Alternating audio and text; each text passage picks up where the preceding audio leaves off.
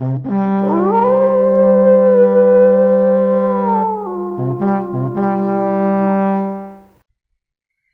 mean, I think it's CVP.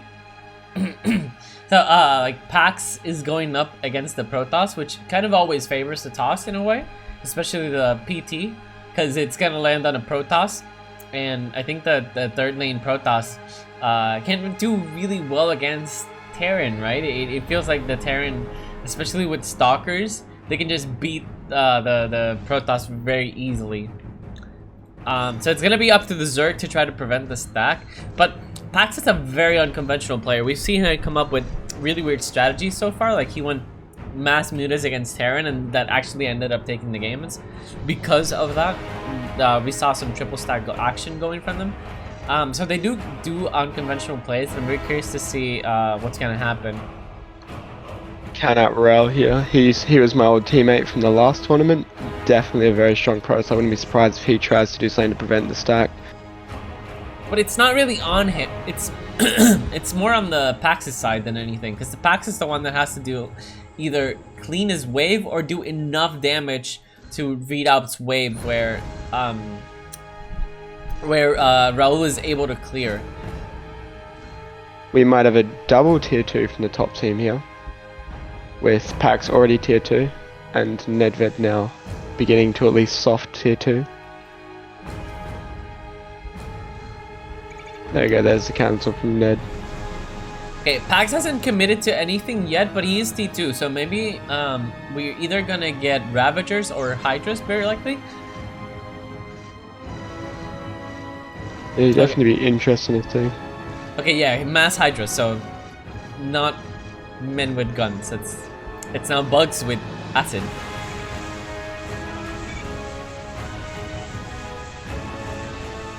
Okay, and here we have Temilian showing that he is T2, and he has Marauder Reaper Lib up against Mass Marine from Nedved. So let's see how this works out. I don't think the Lib is gonna be able to clear this, because that's a lot of Marines still standing. Yep, the Liberator goes down. And now Nedved knows what he has to do, right? He has to either add more Marines or add Ravens. There's the Hydra play from Pax, so Pax is going to try and kill those Stalkers as fast as possible here. But no slowlings with the Hydras. I think the Stalkers, the blinks could be a little bit better.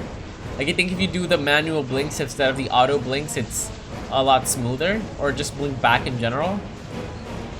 But I definitely think Lings would be definitely a help here. Yeah, without the Lings, the Stalkers just have a real much easier time dealing against the Hydra. The Lings just add so much HP to the Hydras. It's not really about the damage, it's just about the fact that Stalkers are very slow at killing Lings, so the Hydras can just shoot more.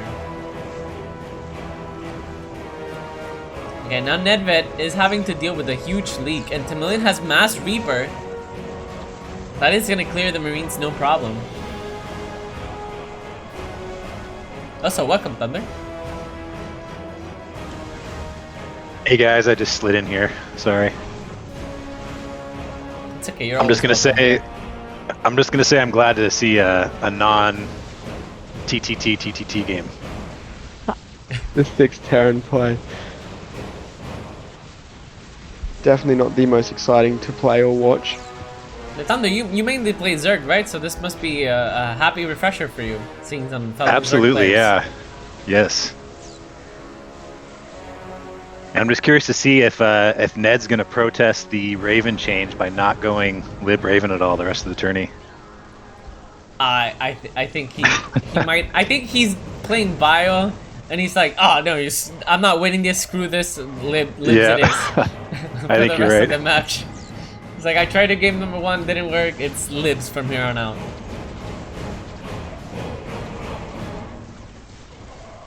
Yeah, the Reapers from Temilian already have +2 attack. It's a huge upgrade for the Reapers, because that gives them a lot of extra damage. It's like +2 per shot or something like that.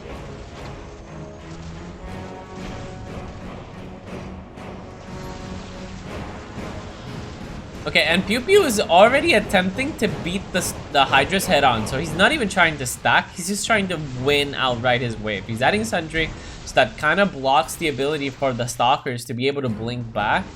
But the trade-off is that the Sentry is amazing against the Hydras, right? It's kind of like having a Raven's interference matrix. Anti-armor missile with. It gives you -2 armor reduction on the opponent, but the Sentry you get that +2. I think it's +2, right? The Guardian Shield. Bunker goes down. Let's see. Reduces incoming range damage by 2. Yeah, so it's a 2 armor difference. Just having that one Sentry there, it's really amazing what it can do.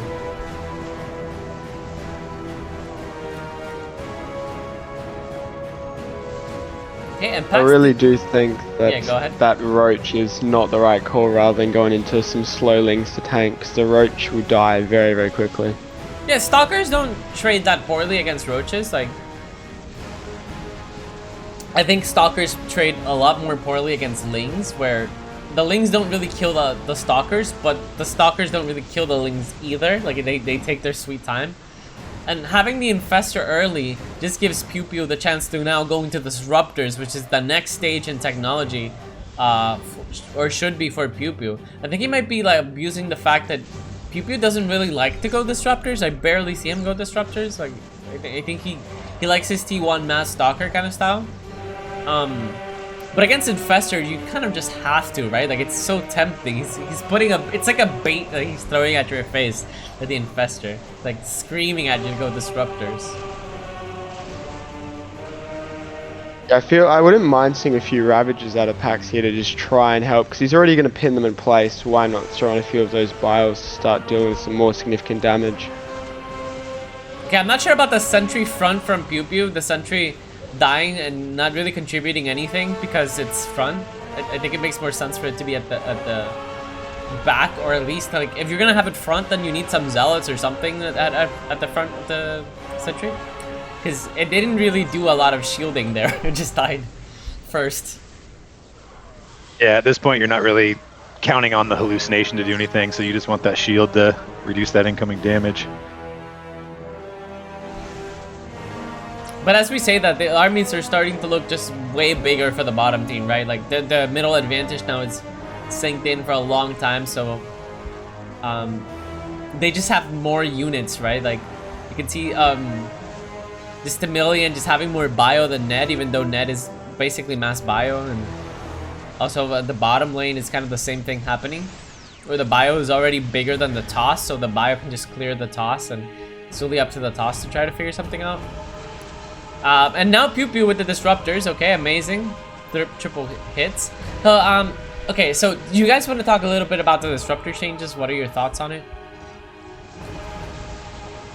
Yeah, I mean, it's definitely a nerf for Protoss. I guess I haven't played enough to see if it's that big of an impact. I mean, you can still get some pretty good hits. I think you just got to be that much more accurate with it.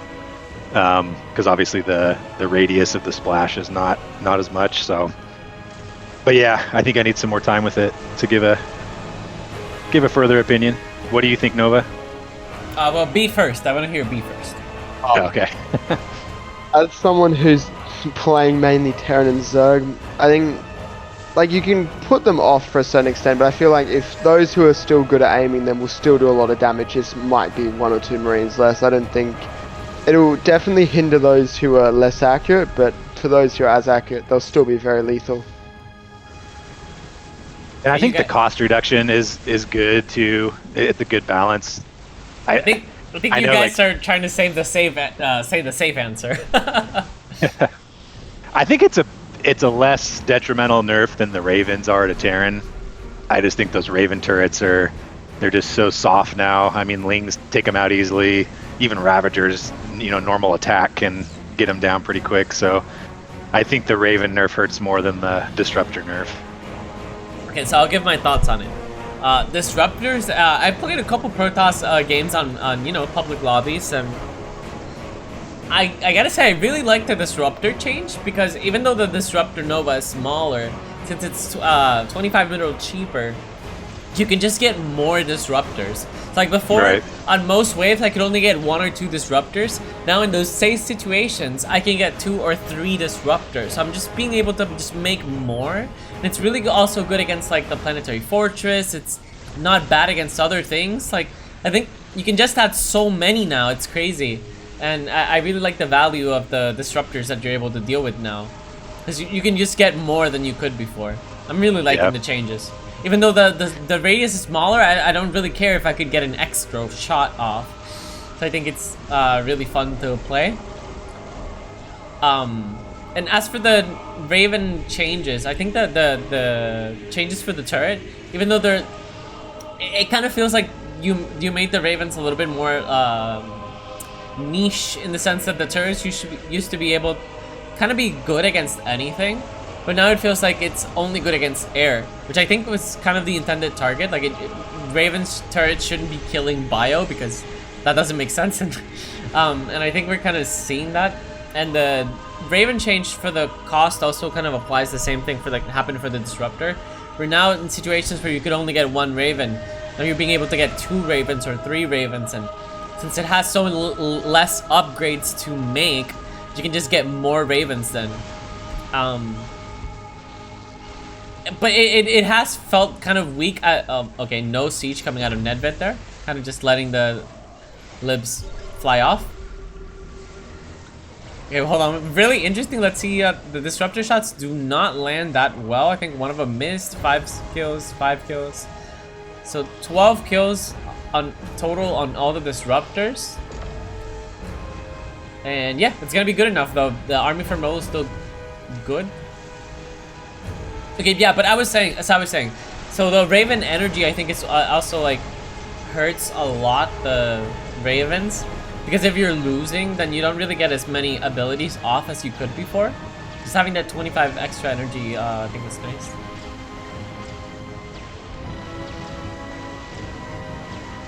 Yeah, we looked into, obviously, playing Triple Terran, we looked into the Raven changes, and there's essentially, you can't play them like you could before, that's for sure. You got to play them slightly differently and just change the way you think about them now. You're not seeing any of these mass Raven TVTs where it's only Ravens for one of the armies.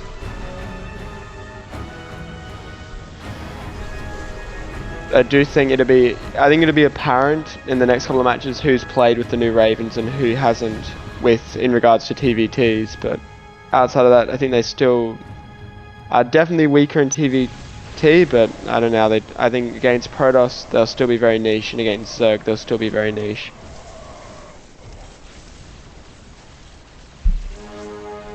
Yeah, they must be even worse against Zerg now. Like, everything Zerg has is pretty good against turrets now, I think. Like, before you would need Banes, I think now even Hydras can clear them. Yeah, I was just gonna say that, like, normally you'd see Zergs adding Banes to clear the turrets, but you kind of don't need them as much. I mean, they're still very effective, of course, but you know, if someone's going really heavy Raven. But yeah, I mean, like Hydras, Ravager, normal attack, Wings can deal with them pretty effectively. Yeah, so that does change up the army composition for the Zerg a lot. I think Zerg can now get the units that they actually want instead of being forced to get Ravens. Get Banes. Is that right? Say that again, sorry?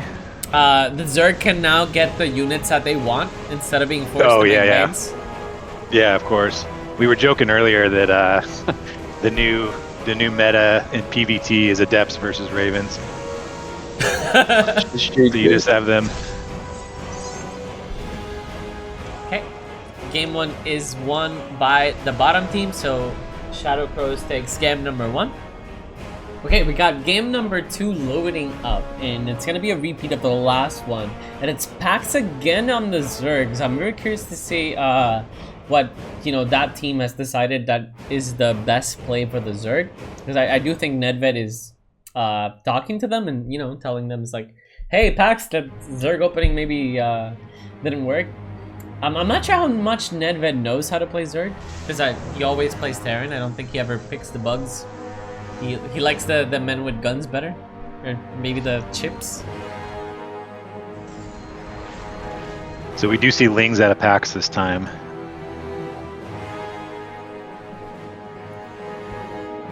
I think Lings would serve him much better than playing that Hydra opening style, which will leave Ned to go tier 2. I think it's gonna push Pew. It's gonna force him to blink, right? Like it's kind of putting the pressure on Pew to actually have to blink, where last time Pew just auto blinked the whole game, right? So I think he's gonna be a little bit more stressed out, a little bit more put to the test. Now let's see what the sequence is for Pax, because I'm not sure what the right sequence is for Zergs. Sometimes they really like to get Link Speed +1 attack really quickly, sometimes they go tier 2 really early, and they get Ravagers very early. I'm kind of curious to see how Pax is going to take this. Yep, okay, no Link Speed, no +1, just all Links from the first round. But is he going T2? And he is, so I think he's gonna... Oh, but I don't think he's gonna have T2 on time. Yeah, usually in a ZVP, if you don't see them fully committed to Stalkers, you can kind of hold off on the speed for another round. But I think we will probably see him at speed once he sees a full line of Stalkers from Pew this next wave. Yeah, well, he did cancel T2 to get extra Lings, and I think he's for sure gonna get Link Speed and +1, right? Like, I think you have to get those and then go T2. So we're gonna see Pew's blinks. Like, how good are they today? So this here is beneficial for Pew because he'll get a free blink off these Liberators. Okay, and Libs on Siege, not doing any damage whatsoever to the Stalkers. Okay, now one shoots. Okay, and +1 armor on Pew. No... Okay, Link Speed and +1 as we expected from Pax. Again, 4 Stalkers are going to survive. Now, how is Raul going to be able to deal with this? Because Stalkers are really good at tanking the Adepts. Okay, Pew blinks forward. Yeah, even just like 2 or 3 Stalkers is just so bad in a PvT for the P.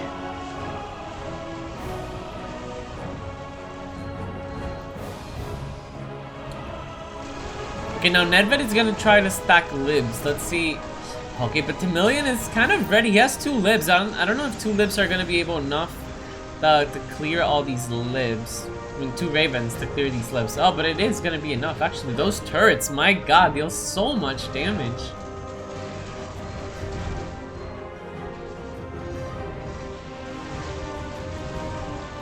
Nice turret there from Temilian, pulling back a chunk of Lings. That makes PewPew's life a lot easier. These blinks are just easier. Look at the amount of Stalkers surviving, and there's still Ravens. And these Ravens have energy, so they're gonna be able to do something. And they're also gonna be able to detect the Archon from the Sentry.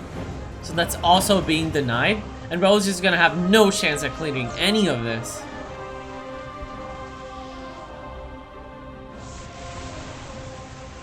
Okay, and this is gonna be the bunker. That's a lot of Marines that aren't taking damage yet, so the bunker is definitely gonna go down.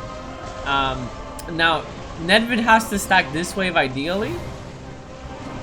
And there is Mutas from Pax, so Pax, they're trying the Ling Muta style to catch the Libs, which I kind of like that style.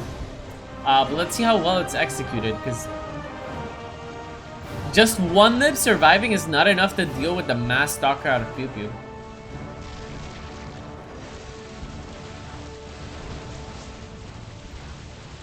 Okay, I think PewPew could have blinked a little bit better those times, but there's just so much more Stalker than Ling that it's still fine.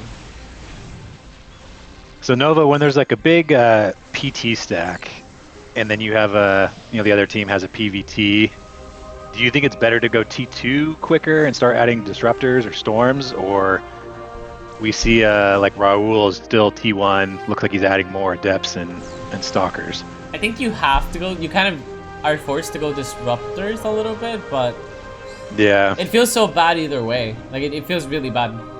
Right.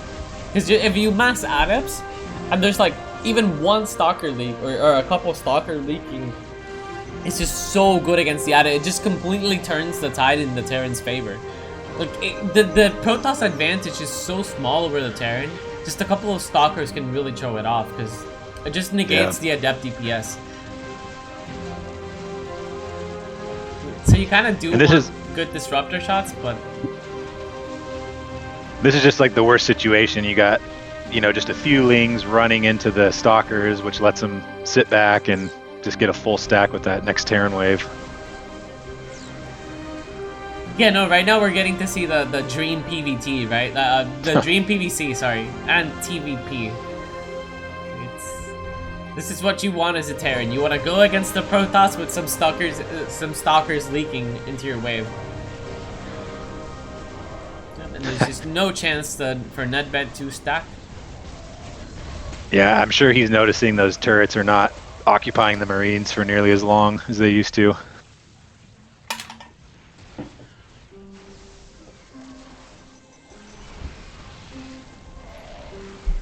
I do think Pax needs a few Ravagers here to help clear out those Ravens a little bit quicker.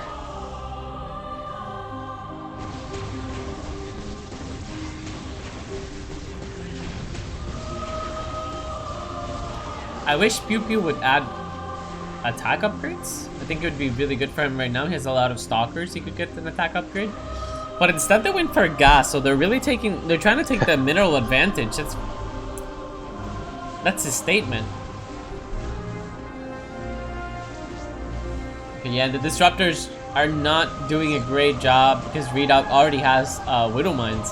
I'm very surprised that Readoubt has been doing this well this tournament. I usually see him doing crazy strategies, but him going just bio is working really well for them. So Pew, we see, he has 3 lines of Stalker and no T2 units, but he is going T3 now. So I think he might be going straight for carriers. I kind of don't like that. Yeah, I think if he added a few disruptors, it could just really cripple Raul's wave once it comes out. I think he's just trying to stack as much as he can every time. But even some Archons would be so sweet against Ling Muta.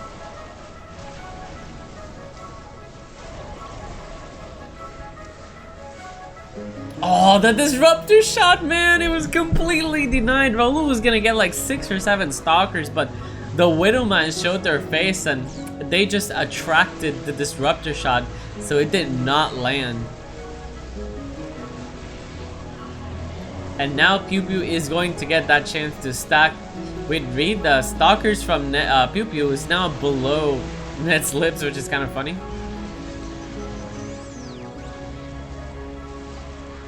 And I think the top team is getting away with game number 2 again. Sorry, not again, but the same way, right? Kind of similar style where the PT stack was just too strong. I'm kind of surprised Ned, oh, there comes the gas. I was just going to say, I'm surprised they haven't gassed to let the top team push a little more so they can get closer to their base for a better stack, because they've kind of been fighting out in the middle third, I guess, or the lower third of the map, which isn't great for getting a lip stack. 4 disruptors and they all missed, so that's 1 kill, I think, on all 4 disruptors total. No, not each one, just 1 kill total, so that was really bad. And now the turrets from the Ravens do absolutely nothing against the Mass Marine of Readout. The Marines just cleared everything. The 1 Thor still standing is doing a lot of damage. The carrier is cleaning the libs, no stack. Once again denied.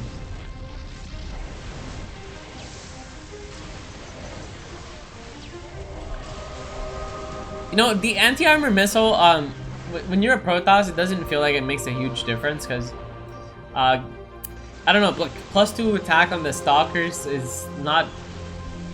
You kind of want more armor for the Stalkers than you want attack upgrades, because you just want them to stack, so it doesn't feel like it makes a huge difference. But for the carriers, man, it makes an amazing difference. So I kind of like that. I actually like that part where the carriers are synergizing very nicely with the fact that Temilian is using his anti-armor missiles. And because basically every... I think the anti-armor missile, when you use it and the carriers attack, it's like +32 damage. That's insane. Yeah.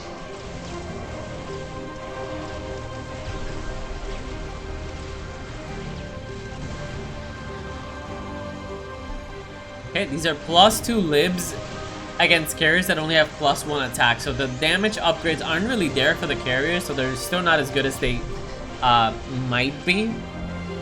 I think PewPew is focusing on getting a 3rd carrier over getting the other attack upgrades.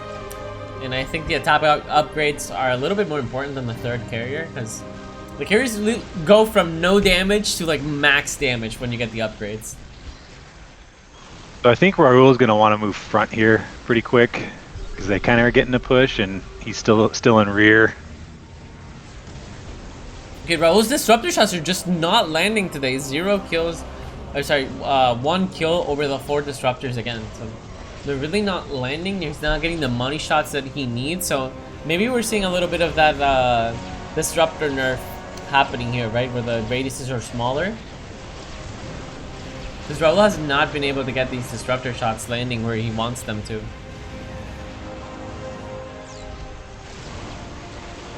Mutas catch the libs, and the mutas are going to protect the libs. Mutas are really good against turrets now, so that's also another plus for the Zergs. 2 libs are going to survive, but now it's 4 carriers, and these actually only have +1 attack, which is very weird to see 4 carriers with only +1. I think the damage potential could be so much higher. Yep, no air attack upgrade just yet. Okay, disruptor shots finally get more than 1 kill. Now it's going to be a total of 7 kills. That's a little bit better, but still not enough to justify the heavy commitment, right? It's like 900 minerals to get 7 kills. That's just too little. We are going to see a 5th carrier before getting that +3 attack as well. I do feel like the attack would benefit more here than having that extra 5th carrier come in here. Yeah, Nedved has +3 armor. The carriers are basically just tickling down the libs. And surprisingly, Pew is about 2 gases behind on average compared to where he normally is at this stage of the game. That's actually a great point. Usually PewPew is at 3 gas by now, and maybe Nedved telling him, it's like, you know, 1 gas, that's fine, team. But Readoubt actually got 2, so Readout's being the Readout as we know him. Yeah, I have noticed Readout's been a little more liberal with his gassing lately too, so He's progressive in that sense. We're going to see 6 carriers finally with the +3. Okay, and these doors are also have +3 attack, and these are 6 doors. That's no joke. All the libs are getting wrecked. The doors are disappearing. Everything is disappearing. Nedved's army gets cleared once again.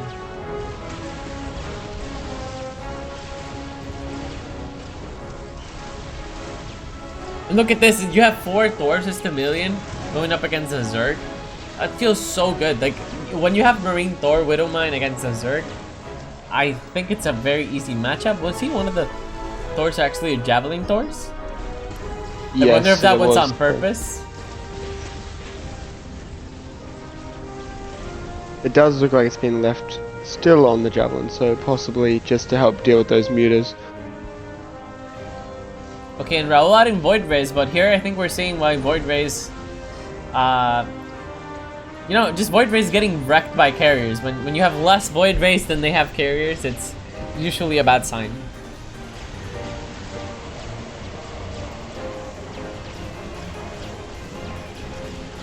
this could be a decent stack here.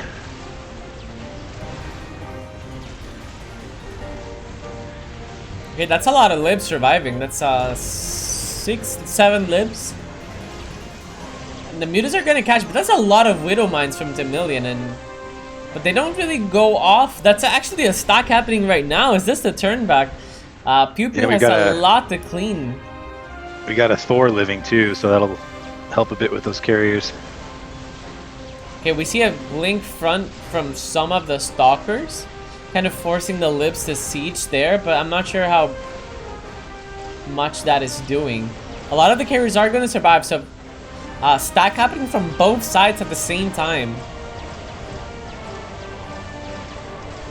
A little bit better disruptor shots there. He was able to take out a chunk of Marines and a Thor. Yeah, but I think the Thors from Readout are just so strong. and Raul doesn't have anything to deal with them. Well, still stacks going on from both sides. Okay, now it's gonna be clean wave versus clean wave, and I think I gotta favor Temilian here. He's had a little bit more money, but I don't like the mass Widow Mine. I don't think it's doing a lot, and also the Javelin Thor maybe not doing that all that great here. And Temilian is actually gonna get cleared on the wave on the 1v1 there, and that's actually gonna put the bottom side, the bottom team now in control of this matchup. Pax is already adding Corruptors, which is what he needs to deal with PewPew's carrier. So did the top team botch this one up? And now it's Infestors against Marines, so the Marines are just getting cleared, and we now get to see some medevacs. Oh no, but Raul split his army there. You can see his staging area. He's got half up front, half in the back. And he has enough Immortals actually to deal with the Thors. The Immortals do a lot of damage against the Thors. That's 60 damage up against the Thors, and they're gonna be able to clear. Some medevac stacking, but I'm not sure how strong that's gonna be when it's medevacs against libs. Libs don't care about medevacs.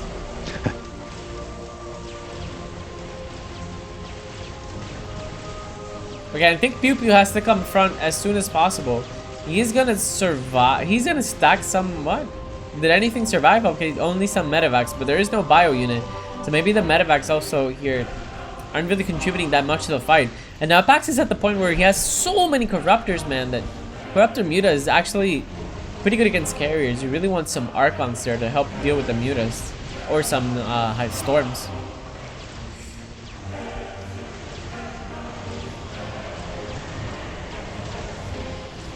Yeah, I think Storms would have been pretty useful.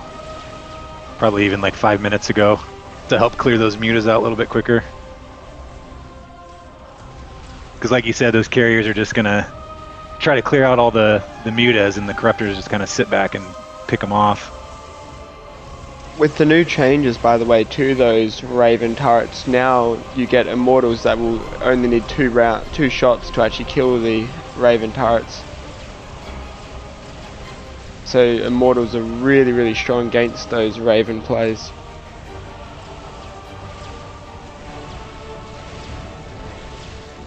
Okay, that's a nice point. Okay, and Pax is now adding Hydras, and the Hydras are pretty good against the Stalkers. And the Corruptor count is at a nice point where they're enough to deal with the carriers relatively quickly. Carriers are not really good at clearing the Corruptors. And we're gonna see all of them go down. What do you think about Readout's 8 medevacs? Awful. Not a fan, not a fan whatsoever. Well, the thing is, his team isn't even bio. Like, Temilian is going mech and... Oh, sorry, not Temilian. Sorry. Temilian is mech, and then PewPew is also mech. He's like carrier stalker. So what are the medevacs for? Yeah, because I mean, the medevacs surviving for Ned's wave are just healing the Marines, which are getting one-shotted by libs anyway, so... doesn't really do anything for that wave. I think the real issue that happened is like Temilian went like a lot of Widow Mines, and Widow Mines aren't really good against Terran. And so when the 1v1 happened, the Widow Mines were just dying, and then the Javelin Thor also didn't do anything. Yeah, that's the danger of starting to build for the next wave too heavily, because once you get back on your own, you're kind of putting yourself at a disadvantage. Those Marines are already at low health, they're going to get hit. They're going to get fungled, it's going to hurt a lot. No, but look at the medevacs. Yeah, they're very, very little impact. They're going to keep the Corruptors around as well. I think Raul hasn't been really landing this Disruptor shots. He has like 5 Disruptors and only got like 5 or 6 kills there. But it doesn't matter, he has so many Immortals that he can just clear the Immortals and clear all the ground units. And the Void Rays, they're like, they really target the wrong thing most of the time. But if all the other units are cleared, the Void Rays can do pretty good against air. And the Immortals are kind of doing that job where it feels like he's using the Disruptors to kill the Bio, and then the Immortals to kill the Thors, and then he has the Void Rays against whatever survives. So he is clearing.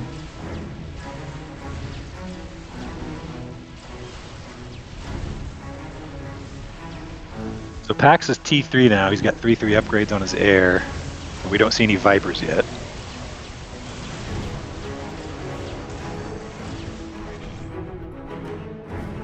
He also has +3 attack on the Lings, which is really strong for the Lings. And like it makes the Lings really shoot through the Stalkers. But yeah, I mean, that's a lot of Immortals, man. He has like 14 Immortals. I haven't seen this many Immortals since my first year playing Direct Strike.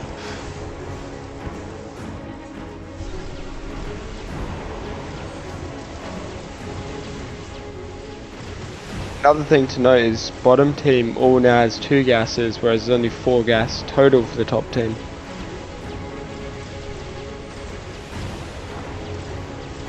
Yeah, that is a huge difference. It's 6 to 4. But if you also count in the +4 that you have for middle, so that's like 10 to 4. So that really +6 for middle. And like Protoss isn't really good at coming back. It feels like Protoss is stronger once you have middle, and you kind of need that like advantage to be able to keep the middle. Like the Protoss advantage is really in the early game, and they were winning for most of the early game part, right? Like it took a long time for the bottom team to come back, but now that they have, that these medevacs are not helping that much, and the carriers aren't really that strong against the Thors that are leaking, so I'm not sure what the top team can do to come back. It seems like Raven Thor is what they're trying to stack on. But Nedved has so many libs. 16 libs sieging on Thors. So we'll see if this wave, if Pax can micro his Vipers a little bit better. The last wave, I think they were on auto and they used the parasitic bomb on a clump of medevacs instead of the carriers. So obviously you don't want to be wasting them on medevacs if you can help it. Looks like we see it again on the medevacs.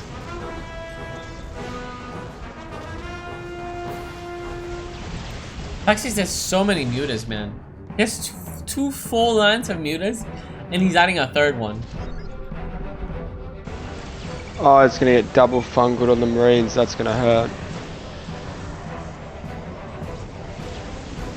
Okay, disruptors, and disruptors now are not fully awful against Thors anymore. I feel like if you can get 3 good disruptor shots on 2 Thors, then it kind of trades off pretty well with the price reduction for the disruptors. So I do think that's actually a little bit of a plus now. Right, it doesn't feel like as bad of a trade just shooting 3 disruptors against 2 Thors if you're able to land against the 2 Thors, because it just destroys the Thor instantly, so they never really get that mass DPS off. So Pew has 14 carriers now. I just don't think with that Zerg army it's going to be enough. Yeah, it took a lot of convincing from what I've heard to make Pew make carriers, because he was saying the carriers are bad. And then he finally got convinced the carriers were good, and now after losing this one I wonder if he's gonna say the carriers are bad again. Facing a 10 gas lead at the moment from the bottom team. 10 gas currently. They have an advantage of while holding mid. Yeah, I do think when the top team was pushing earlier, if Pew had storms, it would have helped a lot more than the carriers, because when that Zerg wave shows up, you really just want to get like as much damage as quickly as possible on it. And the carriers, they're just really not doing much with all those mutas. How many carriers is the count? 15 carriers. But the issue is like it's landing against what? Against Thor, Corruptor, Muta. We might actually see a little bit of a struggle now for the bottom team. We have tier 4 starting and Raul's still tier 2. He's only now getting tier 3. He's going to be late on that tier 4 upgrade. That's actually a great point that you bring up, B. It is going to take him a long time to get T4, and then he also has to get the upgrades for T3, right? That's also going to take a long time. I think he's going to be a couple of waves where he's only making upgrades. Because you ideally want +3 on the Immortals, right? Like, that makes a huge difference. And he has some voids. We see he took his third gas at 24 minutes and 43 seconds, so I think he really should have saved that and got T3 a little bit sooner. But it might not even matter, because the top team hasn't gotten their chance to stack yet. The Liberators from Nedved are just deal so much damage against the Thors, and then Nedved also has his own Thors, which do a lot of damage against Thors. Like, Thors are pretty good at killing other Thors. And then we get to see this mass Corruptor against the carriers. I don't think this is working out for the top team now as well. That small window. A lot of matches. Yeah, that small window where Raul was really behind on upgrades is now over. He has +3 now. He has 3 gases as well. He has everything he wants. He's T4. I think the ship has sailed for the top team. Yeah, if Medivacs like attracted air units first, then might be a little more valuable, but we just see all the air units totally ignoring them and going straight for the carriers, so... And obviously they're not going to be healing the carriers, so they're kind of just sitting there.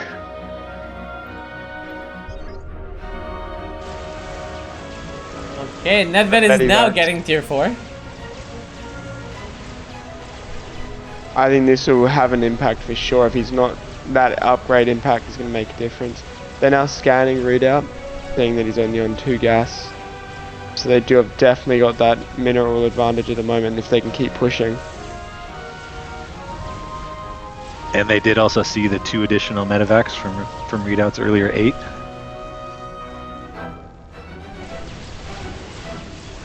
I think it's a very, very questionable decision to keep adding medivacs.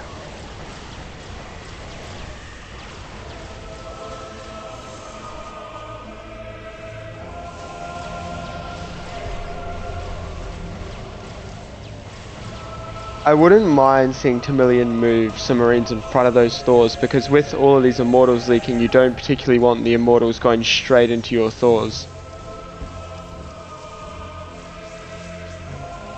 Okay, yeah, I agree. Nedved finally making T4.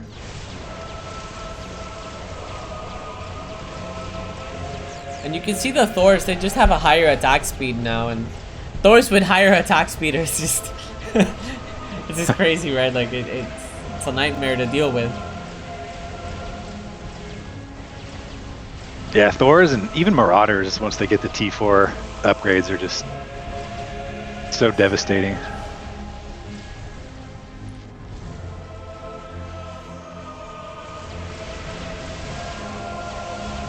Okay, yeah, and when you see the Mutas like clearing most of the Marines, you know the Terran is in a really rough spot there. Like, it's kind of hard as a Terran to deal with Mutas.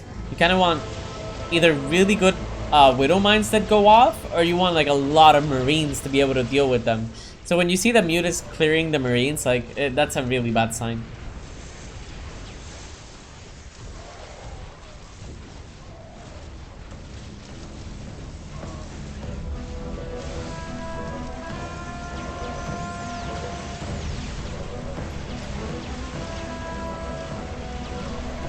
Okay, it seems like a lot of Corruptors as well out of packs, which are just not helping if Pew keeps going with this mass carrier.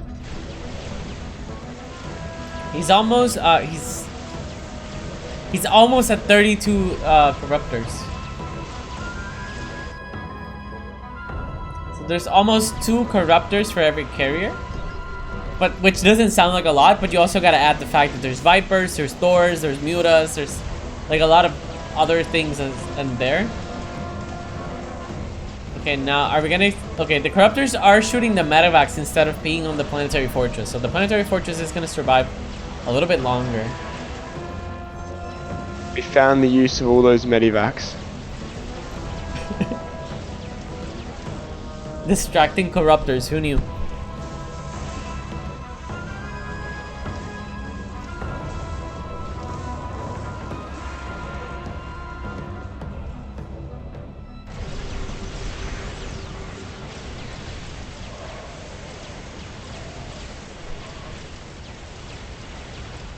Yeah, I think the real big issue is that the libs from Nedved, he has so many libs, his libs for every Thor, but then he also has the same amount of Thors as Tim.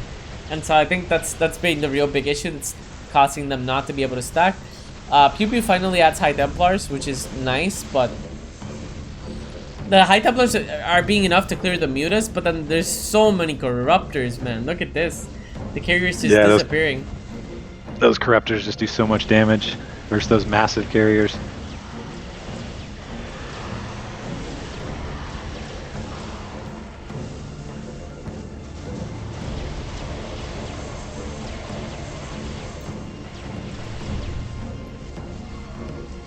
Hey, it's Naked Thorst against Immortals.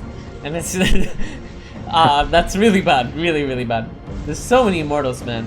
Over 16 Immortals at this point.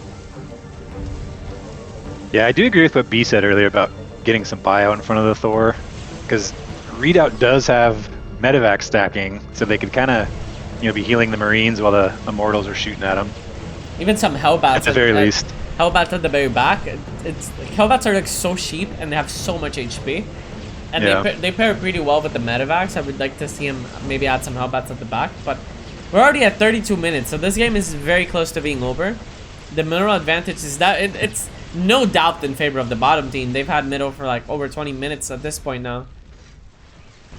So I think Temilian might have heard you. He just sold all his bio, put a few Hellbats in front, and then actually I think added this some might tanks just in be the game back. though. Or is it be close? Oh yeah, yep, GG. there we go.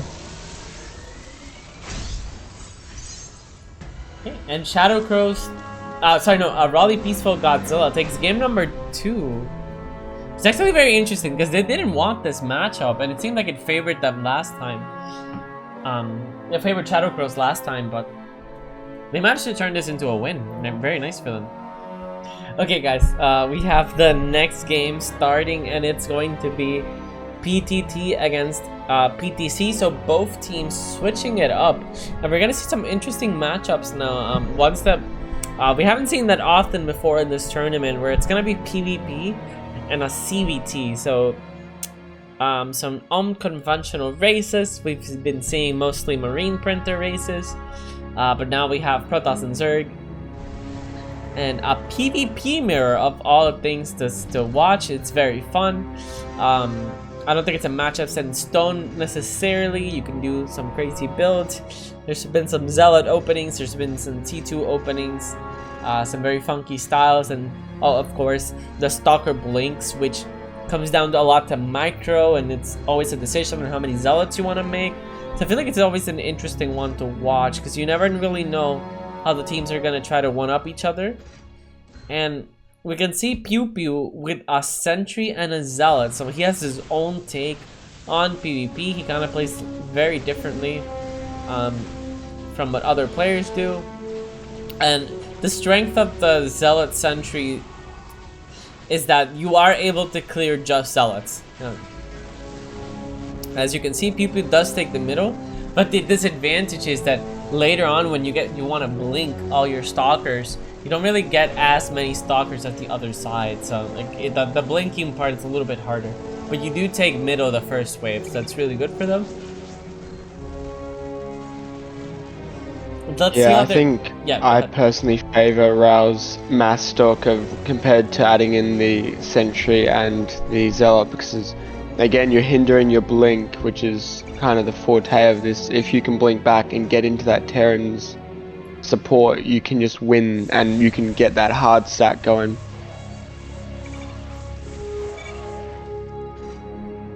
Okay, now let's see how good Raul's blinks are going to be. So that first wave we saw Readout get +1 armor on his, I think, 4 Marauders. And I think he probably would have been better off. I mean, I think he saw he was going to lose anyway, so I think he should have saved it there and got an extra Marauder maybe for this wave. Okay, PewPew didn't even blink, but Raul's blinks were a little bit off. I think he could have shot first with the Stalkers before blinking back. Like, it seems like a missed opportunity there to not attack first, especially against a player that doesn't have blink.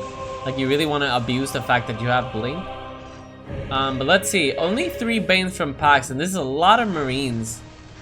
Okay, yeah, and the Hellbat just absorbs all the Banelings.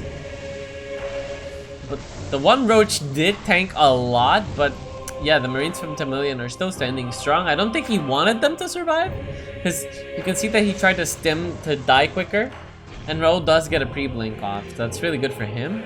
Now let's see how the blinks are now.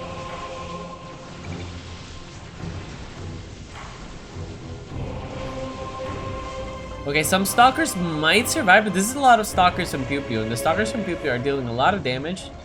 Let's see how good the blinks are. It's kind of awkward to blink front. It's really good against the Reapers, but it's always bad against the Marauders. And here you can see him blinking front with the Stalker, but a lot of Marauders still standing strong. Yeah, the Marines clear. Nice.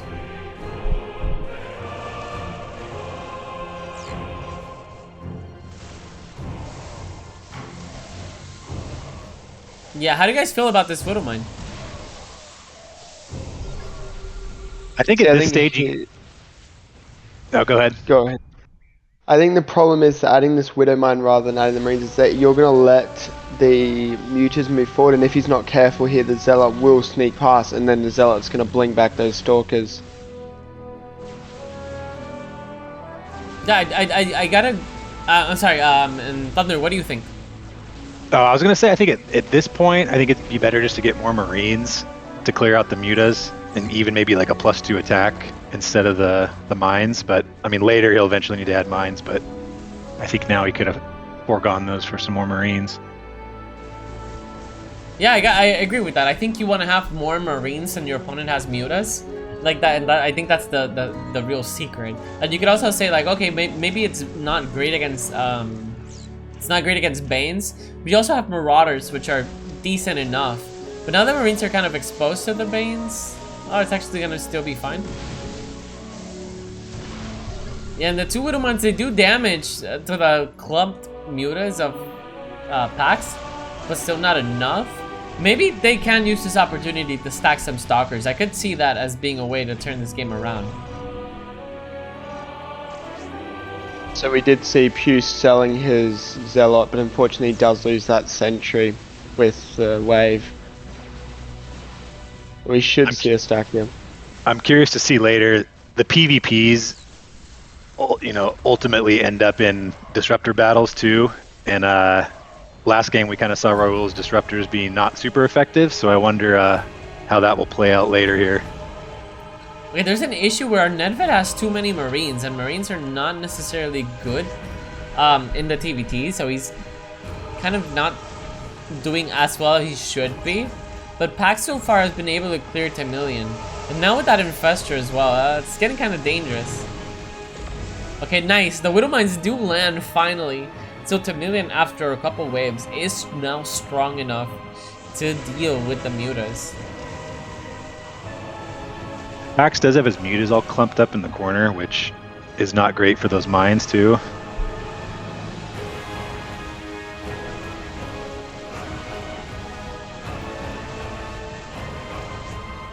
So we see Pew is now going tier 2, so we might see the beginning of those Disruptor battles beginning very, very shortly.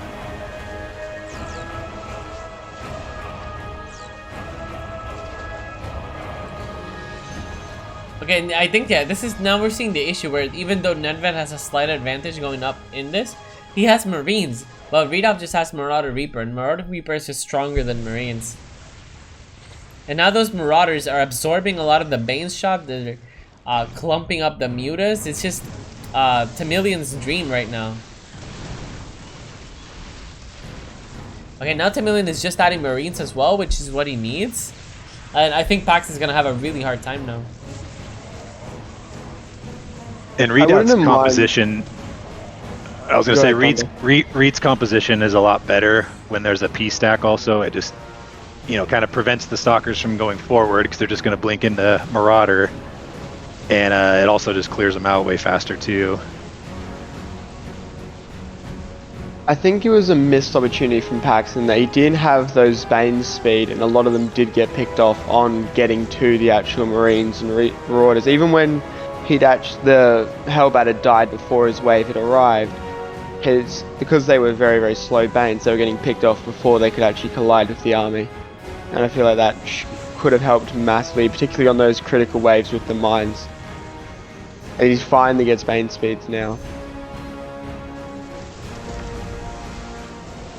Yeah, the only issue, it's a little bit late now.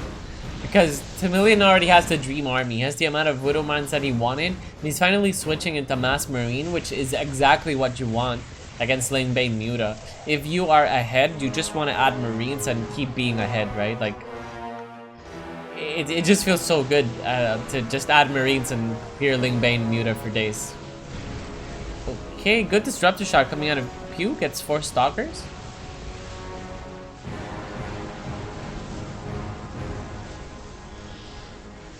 Some Stalkers are surviving, and there is Liberators, and Readoubt has nothing to deal with these Liberators. Are we gonna see a turnaround?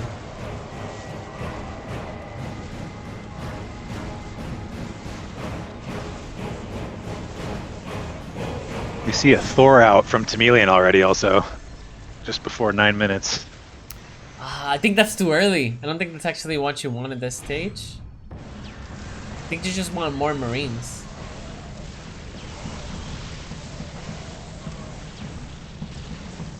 But he is being enough to clear with this. The leaks are being good enough. And I think Pax is so heavy on Muta, he really could benefit from some upgrades at this point. I think they're still 0-0. Oh, that's actually a great point. In Ling versus Muta, the upgrades matter so much. Like, yeah, if you have Mutas and you have higher upgrades than the opponent's Marines, you're just gonna win that straight up. But the same thing applies backward as well, where if you have worse upgrades than your opponent, then the Marines just do so well. And you can see that the Libs don't even know where to siege, because the Stalkers are kind of behind the Libs. Yeah, and Temilian has +3 attack on his Marines now, so +3 versus 0-0 Mutas is not going to go well for the Mutas. And Readoubt just keeps adding it, more Marauders, and he just cleared all the ground unit coming from Pax.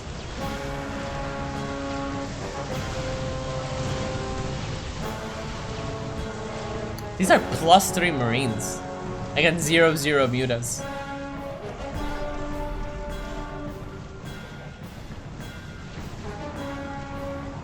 Actually, the Widow Mines are being strong enough as well against Raul's wave, because Raul had a lot of Zealots.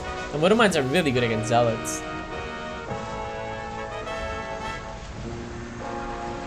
Okay, this is somewhat of a stack. Now let's see how Readout is going to be able to deal with this. The Raven's turrets are not as strong, and they're kind of too far away from the Libs to be able to use Interference Matrix. No anti-armor missile either. Now let's see if he uses it now. It'd be great if he could get an anti-armor missile off. It could be so huge, and he does get it on all of the Mutas. And these Mutas, every single Muta. yeah, these are gonna go down very fast. Now again, I think Temilian could push this so much easier if he had more Marines. It wouldn't be this close.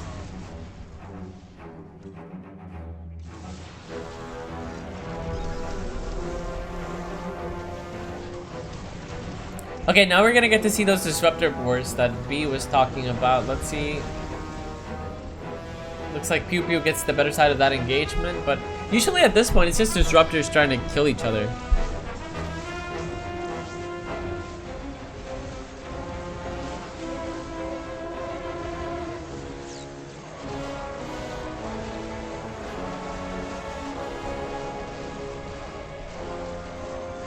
Raul gets a second shot off on that Disruptor. That Disruptor now has 11 kills, man.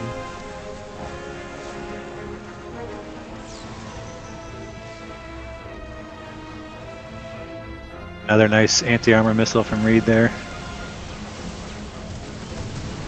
Yeah, Reed is getting the job done, man. And now it's like 4 Thors against only 2 Libs. That Infestor that Pax wanted to tech into hasn't been playing as well, because Temilian has been going for mass Thors.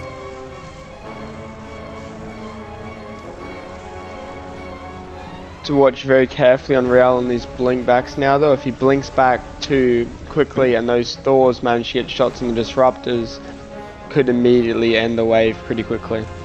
Okay, but that Disruptor wave was really good for Raul. He got 13 kills. Stalker kills, mind you. out of 3 disruptors. That's a lot of damage. Readout is not going to be able to clear these libs. There's no way, right?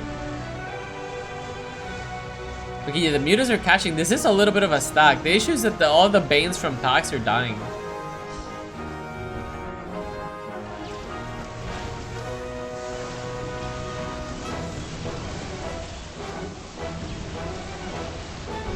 Yeah, and there's a lot of Marines surviving from the side, so even if the libs like do siege and survive, like there's Marines coming from every angle, there's Thors coming from every angle. Kind of feels really bad for the libs. They don't even know where to siege. Again, we get to see the PewPew carriers coming in once again. So Ned's T3 still has just got lib range upgrade, but no attack or armor upgrades on the libs.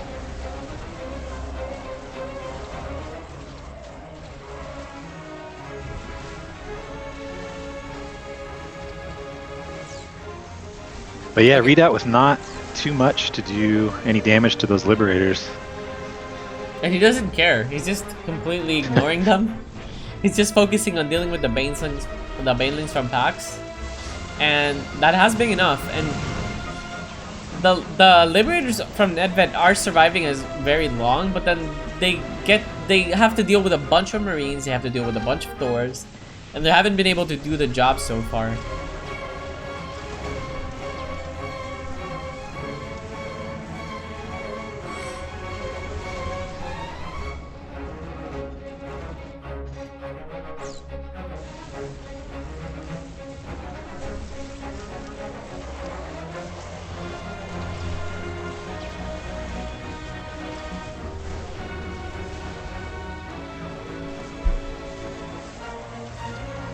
Okay, a lot of Liberators might survive. The Mutas are gonna catch them up in time, maybe?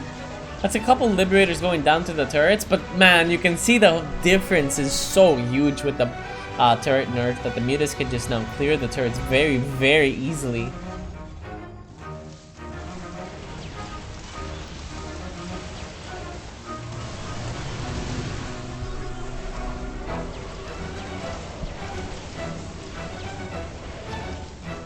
And now the top team has to scan for the lurkers, which never feels, well, I guess they're pushing, never mind, like, it's fine. They have all the money in the world right now. It's 2 gases to 0. So, they can afford a couple scans. Okay, 0 attack, 3 carriers. I don't know how I feel about that. I wouldn't mind seeing some ultras out of packs at the moment just to help clear those stores and trying to sustain that lid push. I don't think lurkers will have the effect at the moment just compared to having ultras run at them and buy time for those libs to get within range and do their job.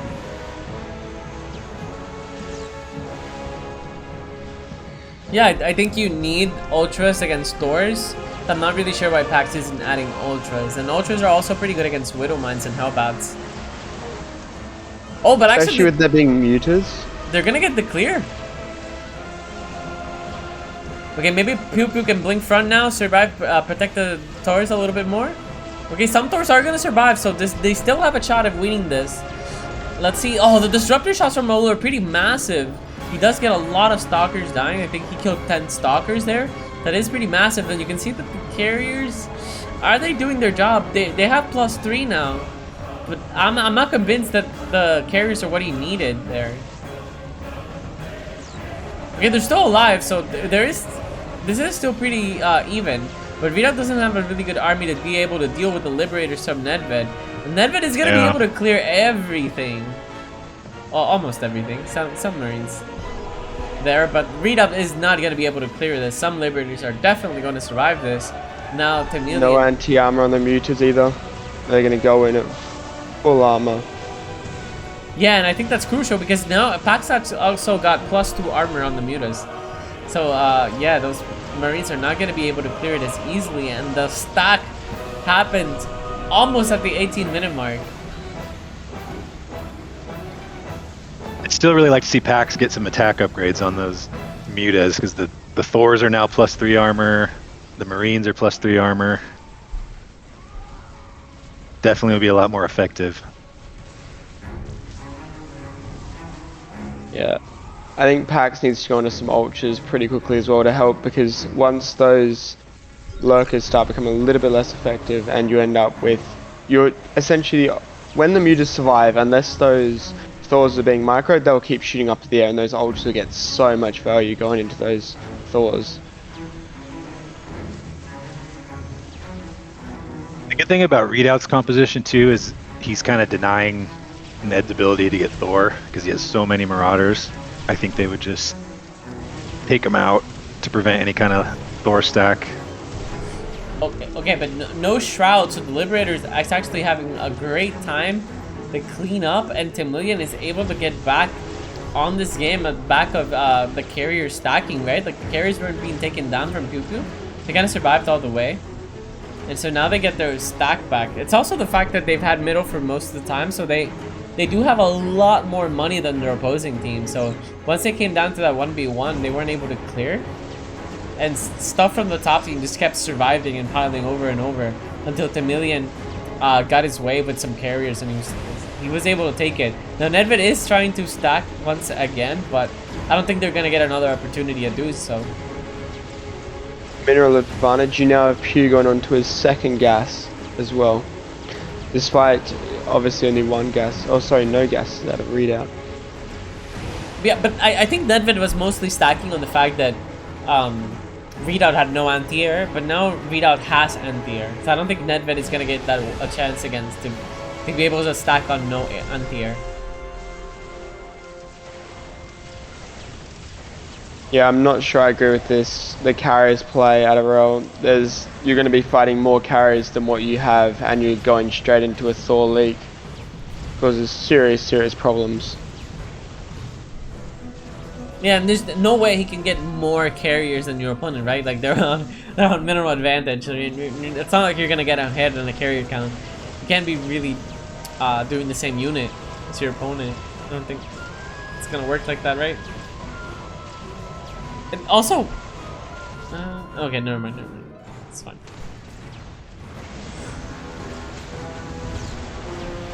This could be close if this ground army manages to break through. I think the lurkers might just have enough. Yeah, but all the Banes went down. There's no Bane left whatsoever.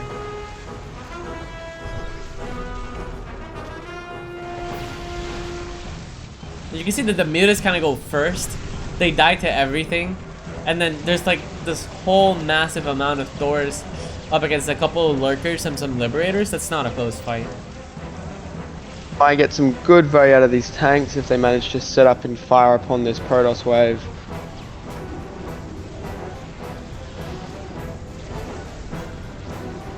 You can see that one of the tanks had 5 kills.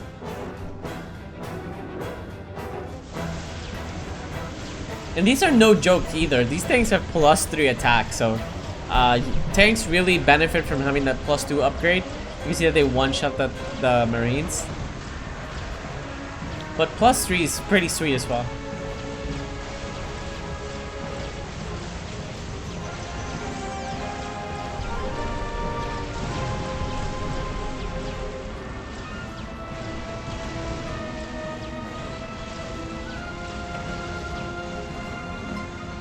Yeah, I think that I really agree with what I think it was B what you said, that the lurkers are not great here, because then you have lurkers against mass Thor, and lurkers are just awful against Thors. Now there is no scan, so the lurkers are just gonna stay alive.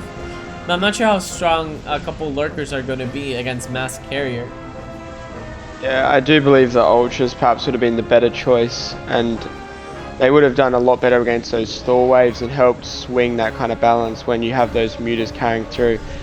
Probably a bit too heavily invested into the mutas and a little bit too heavily investing into this infestors plus the lurkers, obviously, especially going into an all-air wave in Protoss, or not all air but majority air now. Readout will get a full clear as well now. This PvP matchup, we see Raul has 5 carriers. Pew now has 10 carriers. So once you get behind in that carrier count by that much, it's pretty tough to overcome.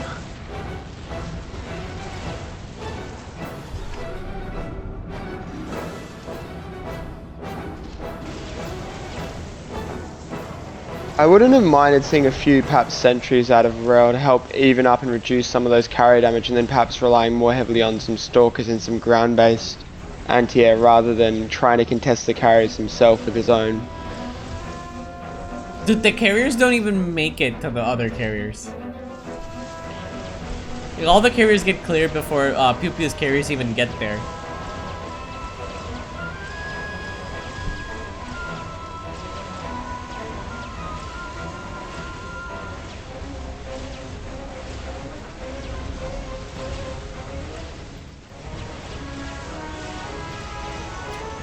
I wish Reed would get some upgrade on these doors. I think he has 6 doors with no upgrades.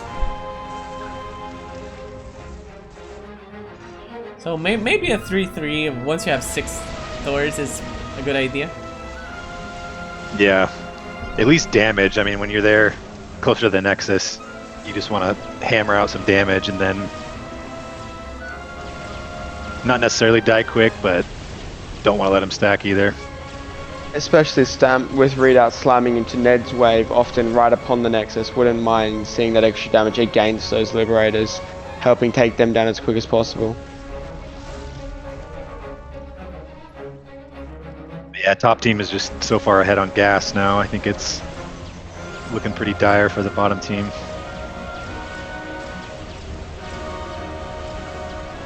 Yeah, but that one Observer stacking is pretty strong. Oh, it went down.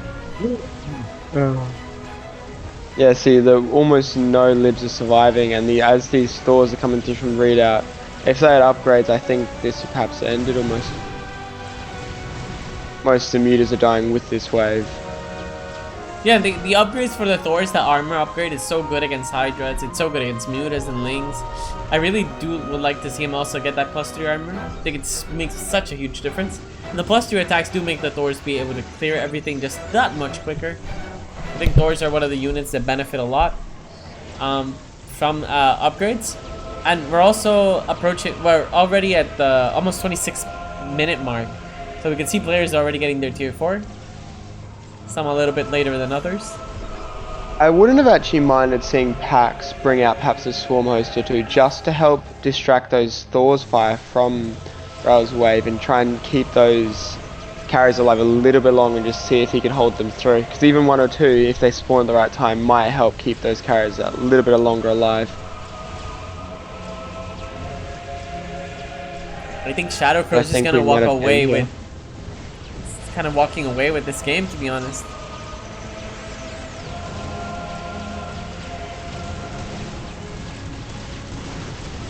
Readout still at no upgrades as well. How many doors does Readout get before getting upgrades? He has 9 doors with 0-0.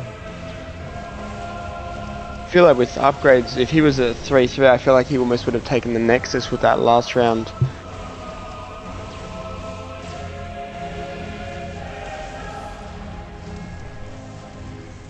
See, with those Thors, obviously from Temilian, I would not mind seeing those almost at all to help try and survive those carriers, because it's such a heavy investment to go into a full row of carriers. Okay, they've just... Wouldn't mind trying to get them alive. Yeah, the Stalkers blink forward and... or didn't blink away, and they do get the Nexus. GG is called, and... Readout got 10 doors, but no upgrades, and still managed to take the win. Wow. A bit painful to watch. But it seems like for Nedved, Pax has been favoring the Zerg and Raul has been favoring Protoss. I'm not sure if they're going to be able to play that triple Terran style. And definitely a different style. But it's also interesting that you stayed around to scout them for the game. Obviously, we've played with Nick. Oh, sorry, not Nick. Ned, and we play with all these guys fairly often, and obviously we did play with Ned after the new changes in an in-house game or two before, and so we know roughly how they all play. And obviously going into each game, most teams would be silly not to watch the replays and have that kind of discussion. And I wouldn't be surprised if, obviously, the big thing for a lot of the teams is looking at who likes to play what and how they'll adapt around that. So obviously, if I was Pew's team here, I'd be thinking, obviously Raul will be there. Protoss, there's no doubt about that if they have a Protoss, and you obviously know Pax will be the Zerg. So it'll all be about predicting and stopping Ned's Terran if you expect him to be the tier 2. Yeah, I think it's a little bit predictable that Nedved is the one that goes T2 instead of Pax. I kind of say we used a very similar strategy in our game against Kachar. We predicted that Kachar would be the tier 2 almost every time, and he did end up being the tier 2. So it really helps if you can isolate what player's going to do what. I do think Pew might be over-making adepts here though. He does currently have 6 adepts already for his second spawn. I do feel like he might be beginning to over-make them pretty early on.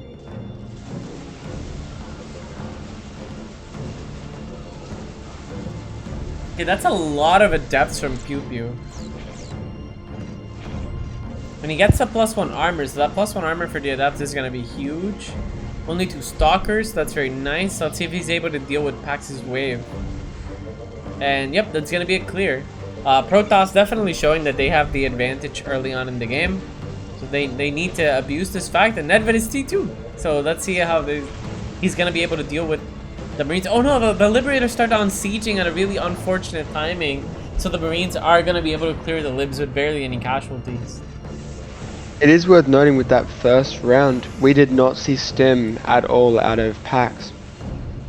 So he was not stimming and he did not have +1 attack, which I feel like did hurt him. And we will see a mass Banshee play. Oh, Temilian pulling off the mass Banshee. Now, even with the scan, this should not be enough to clear the Banshees. Actually, the Banshees cleared the Stalkers. And there won't be a second scan here with them only having 1 tier 2. Yeah, and Pax still does not have stim. Oh my, what? He has combat shield but not stim, so I'm not sure if they're trying to play for the extra HP, but I feel like there's a little bit of a misplay here. I think stim is more important than +1 attack.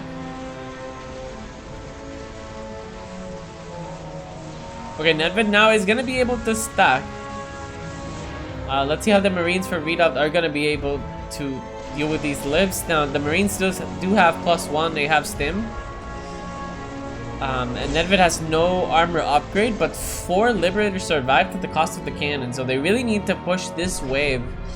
But is this gonna be enough to deal with the Banshees? Now, Raul has no adepts, and no adepts are not really that strong against the Marauders, but looked like there's so many Stalkers that it didn't even matter.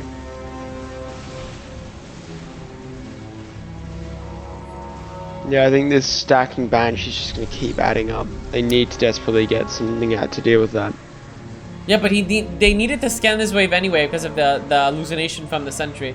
And that scan paid off double time. And now Pax actually has +1 attack. He asked him, and he has the upgrades he actually need. But PewPewPrincess army is still somewhat alive. There is still some units. And those Stalkers are very annoying to deal with. They just blink all over the place. You really can't get a good shot on them. You can see the difference. We're still seeing no armor out of Ned as well. No armor yet to see. I think it's really starting to hurt now. Desperately needs to get that +2, at least +1 going. Yeah, he's opting to get more Liberators instead of getting armor upgrades, but yeah, you really need those armor upgrades, I agree.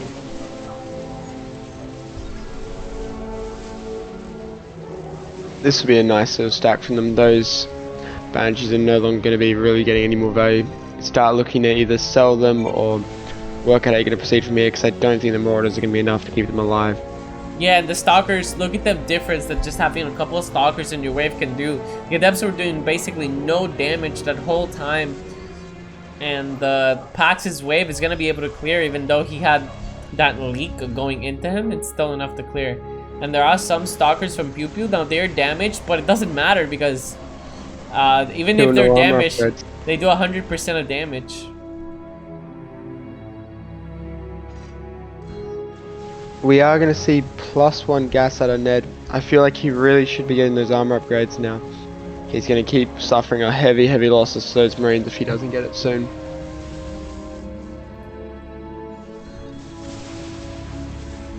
If the Shadow Crows take this, they're gonna be up in the upper bracket finals, and Raully Peaceful Godzilla is gonna have to play against Wildling Rush.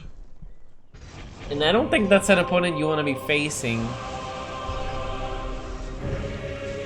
Oh, without a doubt. Obviously, Kachar's team and Sux's team have very strong leaders behind them, and they're definitely not the teams you really want to be going up against, especially not in the lower bracket where they'll be clawing for every inch of an advantage you can get.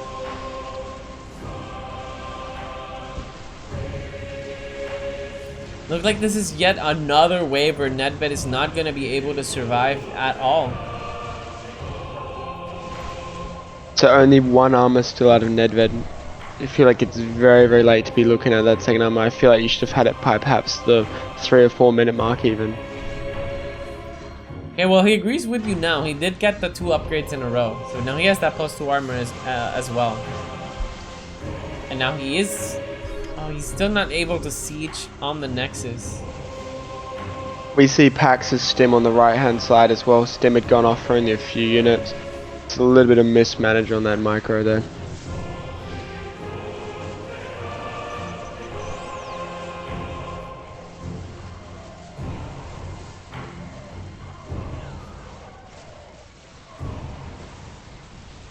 All these Stalkers here are going to prove a massive opponent for Ned. He will get a good siege as often. Only 1 or 2 needed to re-siege. Yeah, but the Stalkers are getting a lot of Libs kills. That's 4 or 5 Liberators now going down. And that's without the Marines from Readout even reaching it. Now the Marines reach and they clean all the Libs, so no Libs surviving just yet. And look at the amount of damage that they're doing to Raul's wave. All the sellers are cleared. There's barely any Stalkers left. I think PewPew might actually even be able to clear all the Stalkers.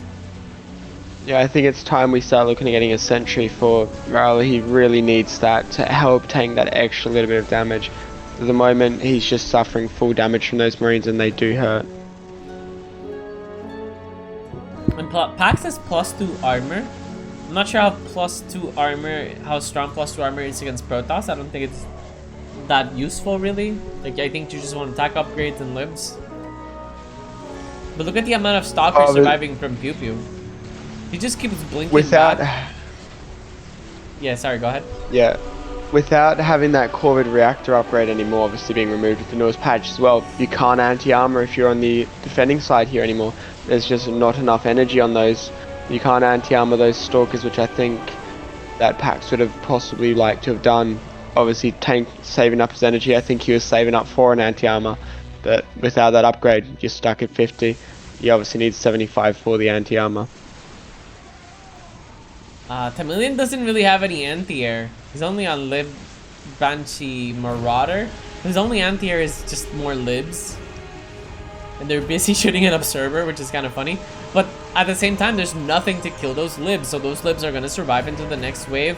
And they don't have any armor upgrades either. But when you have like equal lib count to marine count, you know you're in for a good time.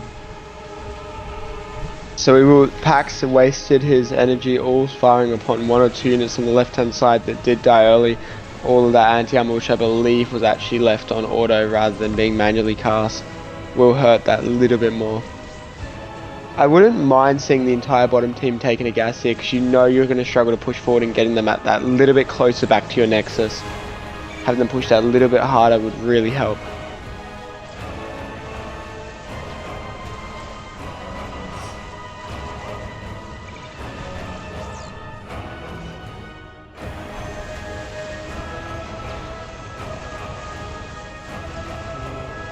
People are saying their streamer lagging. Let me see how I can fix that.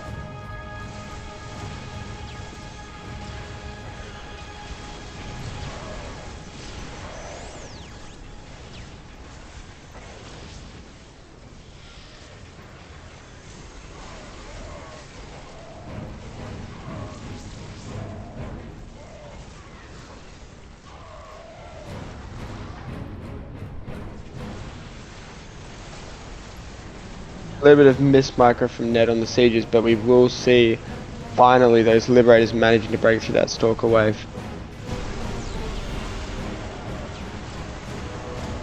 But here's that problem, that mass Marine wave will do their effect, and there's the anti-armor coming through, which is just going to hurt that a little bit more.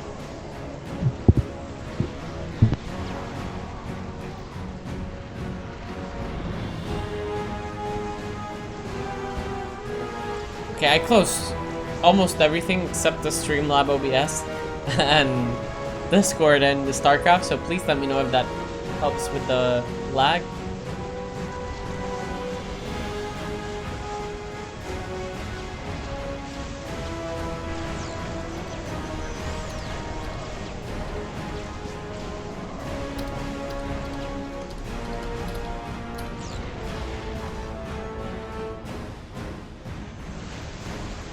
Okay, Nedved is now adding doors. And I kind of like the doors. The Liberators are stacking. We're only 8 seconds away. And he keeps sieging and unsieging on the Stalkers to get even more time to siege the Libs. But it's mass Stalker against mass Marine. There's no sentry either to help this. I do like the added addition of the Phoenixes. I do feel like that was a really nice play now to Raul. Might give them that little bit more firepower that they're going to need. So obviously it's going to keep them, those Libs alive a little bit longer, especially against those Thors. And we actually will see all of the Thors dying here. Oh. Actually, are they doing it? This is so many Libs still alive. This is 5 Libs up against PewPew's army. PewPew needs some really good disruptor shot. He has a carrier, which I don't think is that strong right now because there's a Thor out. Yeah, the carrier is gonna go down before the Thor dies. The Libs are still shooting. These Libs all have like 10 kills each. 15 kills on one of them. It's crazy. And all you're gonna get caught with those double stack of these Libs here. This is gonna do a lot of damage here. And obviously those turrets are a little bit weaker now. We'll still get their damage out, but not gonna be as strong now. Okay, and we might get a game number 5. I don't think many would have been expecting that given how close it was earlier, but yeah, those Zealots were charged, speeding in to take down those Thors and to clean up those turrets. And we might even get a blink forward. No, blink back. Smart call to get away from those disruptor shots. Okay, the disruptors do miss. And this is now a lot of Liberators surviving against Stalkers, and the Stalkers blink into the Lib range. They don't blink away from it. So now these Liberators are just having an amazing time shooting at all the Stalkers one by one. The Stalkers can't even deal with the Libs, and again we get another crazy amount of kills on these Libs. 14, 15 kills once against on these Libs. It's so much the bunker even goes down. Those turrets, so weak now to incoming fire from even the most basic of units. They're not getting the effect. I think they need to look away from those mass Ravens if they want to stop this leap stack. You won't get as much success from the mass Raven anymore.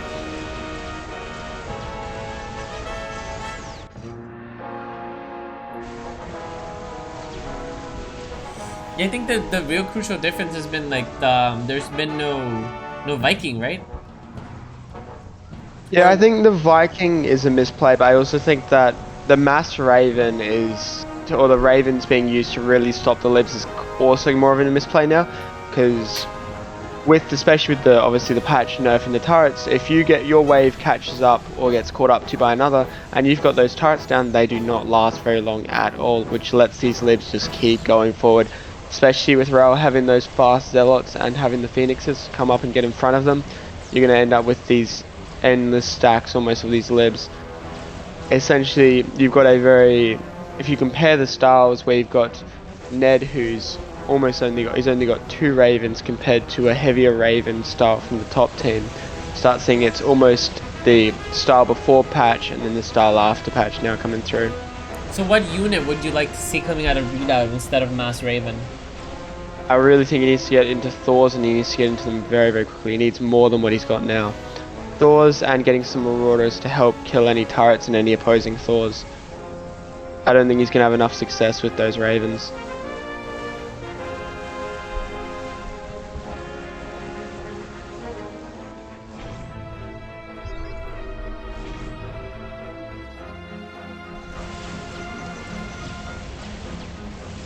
we saw earlier, especially when we were playing Triple T as well, the effect that we only used about 6 or 7 Ravens as an entire team, and we just did not find as much use for them. Obviously some teams obviously adapt to play more differently, but we found that you're better off with more Libs or more Thors than Marauders instead of going for that into that traditional more version of the Ravens. So we will get a counter stack here, use off the Nexus. We're going to keep going past the middle, see if they can hold it now.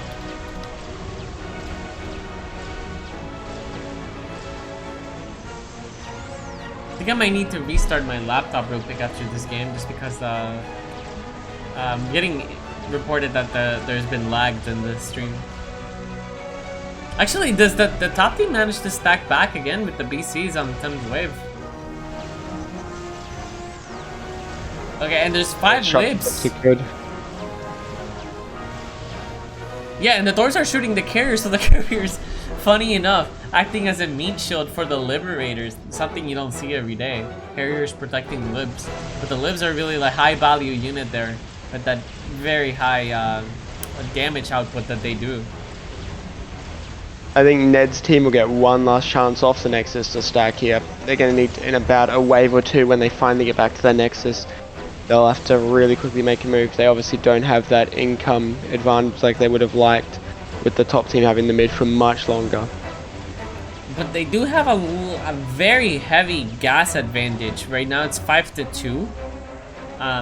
Well, yeah, you said, like you said, the top team does have middle for longer. But the gas is only starting to equalize now, so it's not like the advantage has been that crazy in favor now. Because the bottom team did have middle for a little bit of time. Those Thors 2-2, I think I would have preferred to see the 3 attack before seeing that 2 armor come through though. That's a great point, yeah. I think the +3 for the Thors is better than the... against carriers in particular, right? Like, I think you want to kill the carriers pretty quickly. Although the armor upgrades are good as well. Here's what we see starting the beginning of the stack for Ned. If he gets a scan ahead, he might be able to get it. Yeah, they should be able to stack reasonably well here. Here's where those Ravens are going to be good for an interference, but the turret's next useless still. Those Stalkers will kill them before they get any real damage off, and the High Templar would drain them of all their energy. Yeah, I think like you said, the Zealot Phoenix have really been protecting the lives from Nedved, and I think they're going to get another chance to stack. I don't know if Temilian's wave is strong enough to be able to clear all of this. There are some libs still alive, but you can see that he's having a hard time dealing with Raul's Stalkers blinking all over the place. And he doesn't really get to clean the Nedved's libs. So Nedved is going to have 8 libs leaking into Protoss. And you can see these Stalkers, oh my god, man. The Stalkers just completely disappeared and they get completely crushed. Yeah, I really do feel like those Ravens where you have almost essentially a full row out of Readout here, they aren't getting the value they need to help stop this push. Because here will come another full wave out of Ned. You have a lot of Liberators coming through.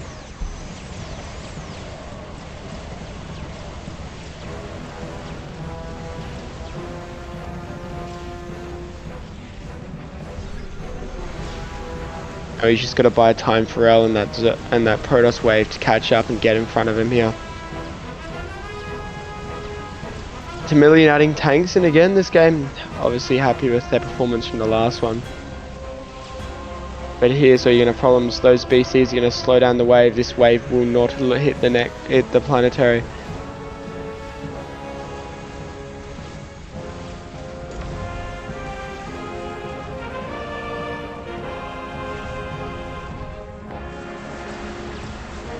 I don't think these Thors will have any problem chewing through the last remaining of these carriers as well.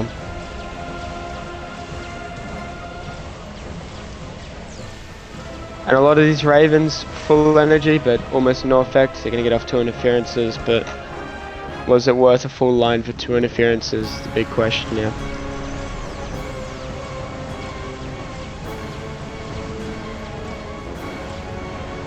Okay, so Thor, Readoubt actually got +3 on his Thor, so maybe he learned something from last game. He didn't quite get all the way to 10 Thors. But still no armor upgrades on 8 Thors. What do you think about that? Definitely think you should be looking at 3-3 even by the 5th or 6th Thor. Personally, I prefer to have even an extra attack on, so with 2 or 3 Thors I'd prefer to have 3 attack, and then from there essentially every Thor I'd want one of those armor upgrades. Don't like having those weakened Thors, because if you look here, you've got those Thors out of Ned that are getting so much value over multiple waves here.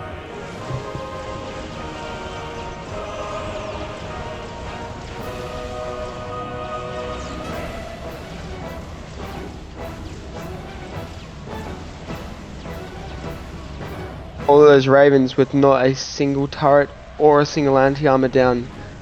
Readout is not getting those value for those Ravens. It's a lot of minerals invested in them. And Ned's going to have almost an entire army stacking through here to a wave that does not really combat his own.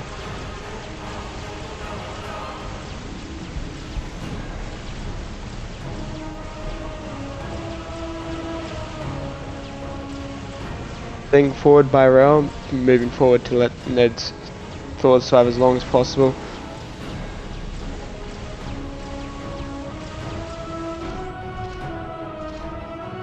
How many carries will survive is the next question though. Only 5 carries survive, very low HP between them all. Okay, Raul went T3 now, so he's not gonna wait until 25-minute mark to go T3 this game. So I don't think that's gonna be a big of a factor now. He did get +3 attack as well. So I don't see any window of opportunity that the bottom team is gonna leave for the Zillas are not leaving any windows open for Shadow Crows to come back in this game. I think we're gonna get. I think if we look at, yeah, I do think if we look at Nedved's army and his entire team, they have definitely learnt quite a few things from the last couple of games. Obviously, we've been talking between the games, thinking about what went well, what went wrong, and I think little things like Raul going tier 3 that a little bit earlier to make sure you get those upgrades on time, and making sure that the team is fine-tuning everything as they go. Now you're going to end up with a very nice stack continuing, and obviously with the bottom team having more gas, they're going to have that little bit of an advantage as it starts proceeding to the later game.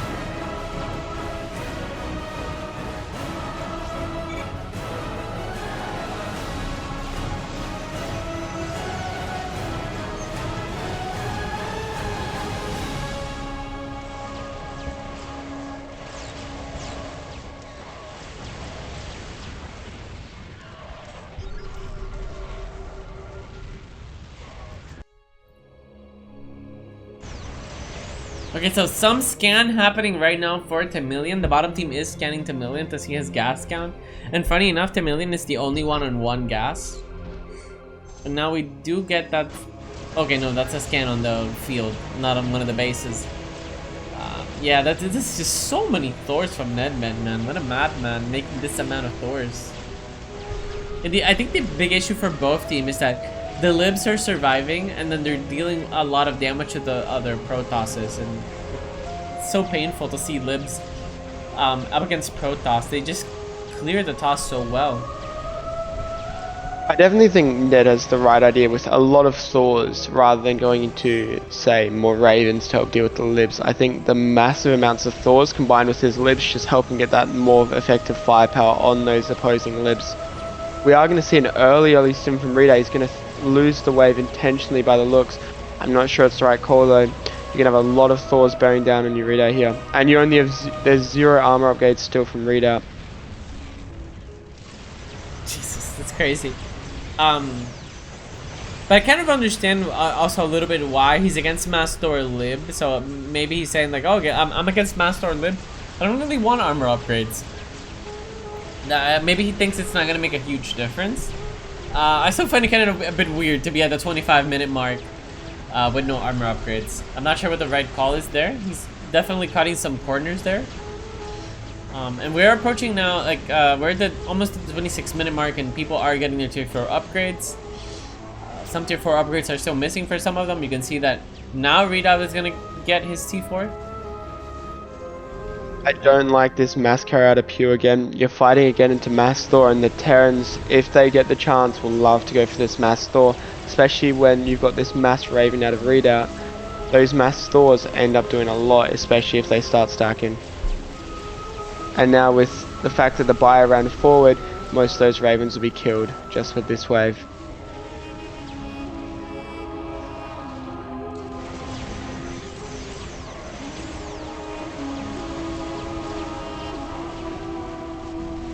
Yeah, there's not a lot to say, man. It's just a lot of robots. A lot of, I feel like we're watching Gundam here.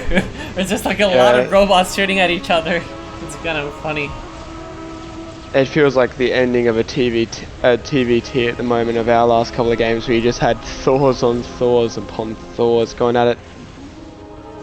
It's going to be very close. This is going to be fighting almost on top of the Nexus. I wonder if we'll see a blink forward. We will see a blink forward. That's a lot of Immortals, man. The Immortals are sieging on the Planetary Fortress and it's going down. Yeah, that's 8 Immortals shooting at the Planetary Fortress. It has no chance. GG is called. And the Zillas take game number 4.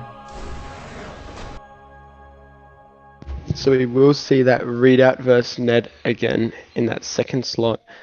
I do think it'd be interesting to see whether we're going to see Readoubt learn and copy essentially Ned's style of getting rid of those ravens, or as Readoubt will stick to his guns and keep using that large amount of ravens to try and offset the advantage of the libs. Okay, but we're gonna see what you were saying to just now, where the CVT does feel like you're forced into going Ravagers most likely. Like, it seems like Ravager's the most strong unit because it's kind of good at dealing with like it does AoE damage at the early, mid, and late game, so it feels pretty strong, and it's really good once you leak those Ravagers.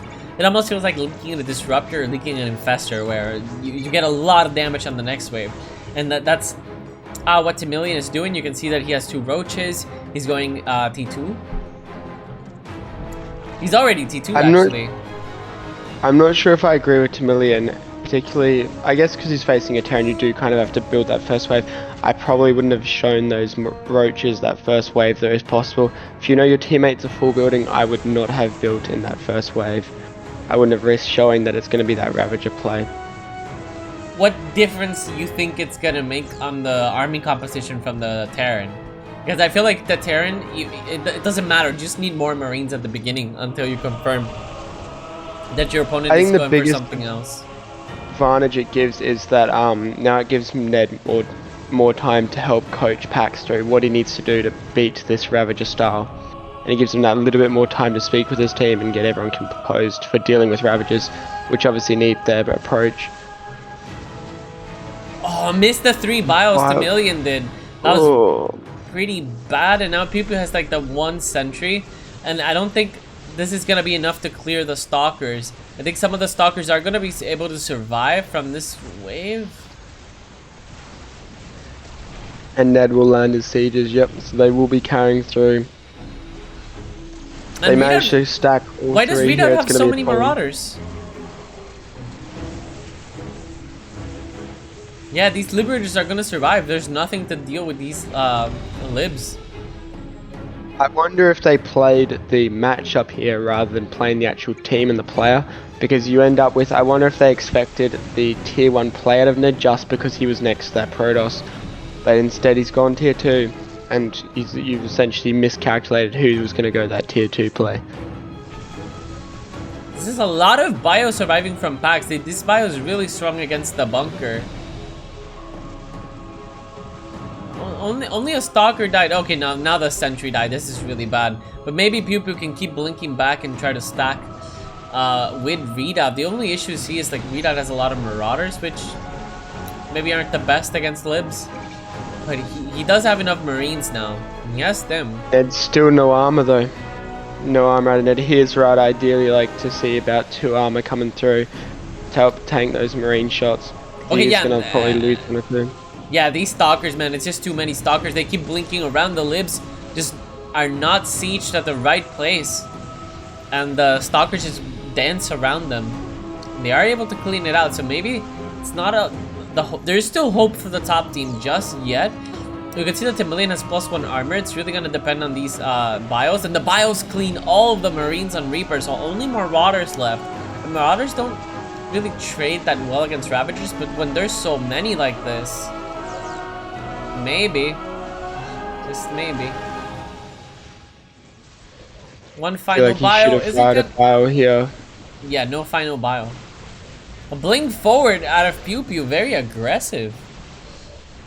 Let's see if it's gonna pay off. He has to kill a lot of stalkers. I would really like to see PewPew just trying to blink back, because you kind of need those stalkers. I feel like Readout really needs the help of those additional stalkers to be able to clear Ned's wave.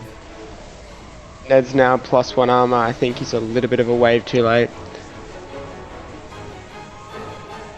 Oh, might be about to lose bunk here. Okay, never mind. Readout with the Marauders actually kills the cannon. He had enough Marines to clear the libs as well with the help of PewPew's stalkers, and now it's gonna be really bad. Okay, and Temilian has that one infestor. That one infestor makes the bios a lot, landing a lot easier, and it deals a lot of damage. And now it's, oh, look at that! Like all the Marines and Marauders are dying to the infestor, and the Ravagers are gonna survive. Let's see how good the bios are gonna be. Okay, pretty good bios. What kind of blink are we gonna get out of PewPew? I would really like, yeah, he's blinking back. I really like this. PewPew does not need to kill Nedved, but Nedved, since he has no Ravens, you can really just keep blinking back with your stalkers. I don't like this side blink. I think we could just keep blinking front. But also at the same time, it's kind of forcing Nedved to siege at a really uncomfortable spot. Since he was sieging to the side, the Marines just kind of just crawled into the other side and they cleared the lib. So maybe it was a really good job from PewPew. Yeah, I do think Ned's made the correct call now. He's gone and picked up that gas. I do think you now have to realize that you're not going to take this back particularly quickly, not while the Protoss has the advantage in slot 1. Obviously, Pew grabbing the gas will help him keep that advantage, but I do think they need to realize that, yep, we're not going to be able to push through immediately. Let's slow it down, let's get ready to stack, and let's work out what we're going to do as a team here.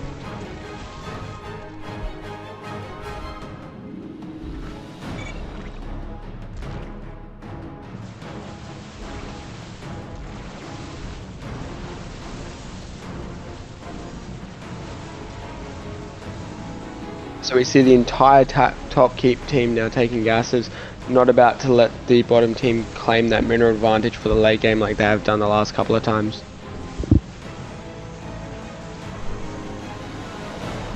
Yeah, and the libs from Ned are just not being enough to clear. There's so many stalkers, so many Marines, that it's getting completely wrecked. And now we can see like a kind of a weird army from Pax. What is this, Hellbats and tanks? Yeah, I'm not sure what the idea is behind this. I think maybe he was thinking that the libs won't be as useful because he already has infestors out. We can see that the tank was just dancing. Like it literally sieged and sieged 3 times before it actually got a shot off, and then it just died, and it never really killed anything. I think now it's going to be interesting whether Pew decides to go for his carrier and rush the carrier, or if he's going to go for that more ground-based heavy army. I hope for their sake that he doesn't go carrier this time. It doesn't seem like it's gone really well for them when they get the stalkers, and Nedved has been able to get back at like 14-15 minute both games that they won, I think. So like I really don't want to see him get carriers because it feels like it throws the late game away. Yeah, with the style moving away from those Ravens, those carriers are not as effective. You're getting up against these mass Thor armies. I'm still not sure about these tanks, but we're going to have to see how they go.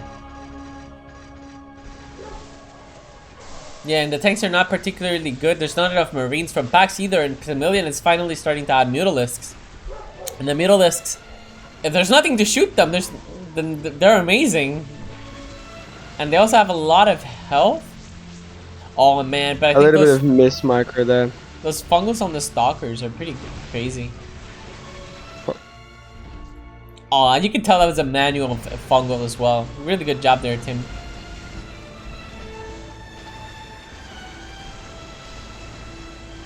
I think if Raul continues, I would have blinked. I think the blink a little bit more to the left would have done him a little bit more good. I think he wanted to just keep Ned doing his thing and slowly taking that Protoss army away.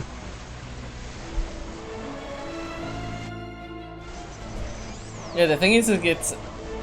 Okay, wait, actually, wait a second. There's a lot of libs surviving up against Temilian. So let's see if Temilian can micro. He needs some really good shrouds and some really good fungals. And the shrouds, they are kind of there. But we're going to see another lurker play, though. I still think we would have I think the Lurkers are going to be a misplay here, feeding into this style of the... Because those libs are just going to siege on you. Double scan, a little bit of a mistake, but it's not going to be too detrimental. It's only 25 minerals. Yeah, and he's going to get some massive damage. If your opponent is trying to stack lib tank, I'm not sure the Lurker is an amazing addition there. I think more Mutas would probably be a little bit better. Readoubt, I think, beginning to learn from his mistakes from last game. He's not adding in that mass Raven style. He's sticking with that Thor. He's going Thor and a single Raven.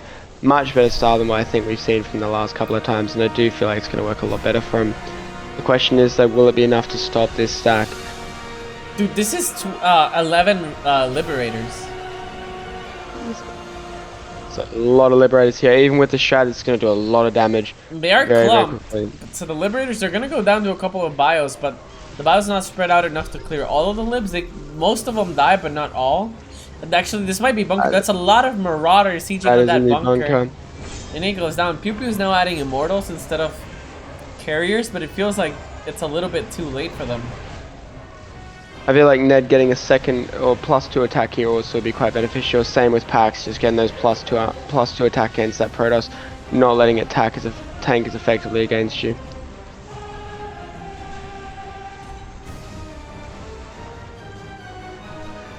We will get a counter stack out of Readout's army. Readoubt adding a Liberator, not sure if I agree with that one. Playing into this style from Ned. Ned adding in the Thors now. Not sure how much value that Liberator will have. Only time will tell. Yeah, but PewPew is leaking a lot of Stalker. He has Immortals as well. The Immortals are actually amazing versus the Thors. So yeah, PewPew did manage to get a good enough stack going there.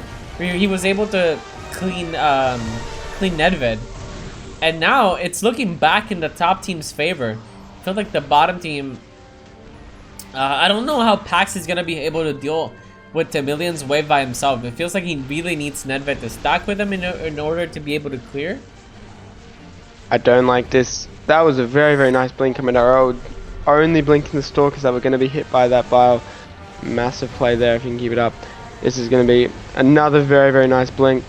This one's going to hurt though. Ooh, who said you couldn't get, let's see, 8 kill Stalkers? Who said the radius, the nerf is going to change anything? 8 Stalkers with a single disruptor shot. That's crazy value right there. That's like 800 worth minerals for only 1 disruptor shot. That's absolutely amazing. I think this is the correct call from Readout. Getting rid of those Ravens and this mass Thor play I think is better. But that Liberator is starting to hurt them. That Liberator I feel like it's a misplay. You're not going to get much value out of it at all.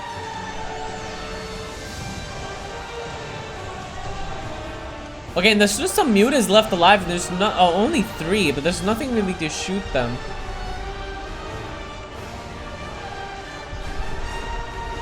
Looks like the Stalkers are gonna catch up in time, and they are going to be able to clear this. Now there's 2 tanks. We're gonna have some tanks stacking as well. Tanks are amazing, like against Stalkers. But the issue is that the Stalkers can just keep blinking back. So the Liberators can't really... Oh, no. Okay, never mind. PewPew blinked front there. I think he needed to blink back there. Because he just blinked into Liberator range. I don't think that was the play to go for. I think he just wanted to blink back the Stalkers and try to let Dreed catch him. Yeah, I'm not sure about this. It's looking pretty even. That Thor, that Immortal is doing its job. And there's 1 Viking, some couple Stalkers. It's kind of annoying for Liberators to deal with this leak army that survived there. 1 Liberator out of Readout. Still getting next to no value though. Might get some value here, but I still wonder if it was worth that minerals. It's had very little impact. Dude, that Viking killed 4 libs. The Viking's on the ground though. That's some high value Viking right there.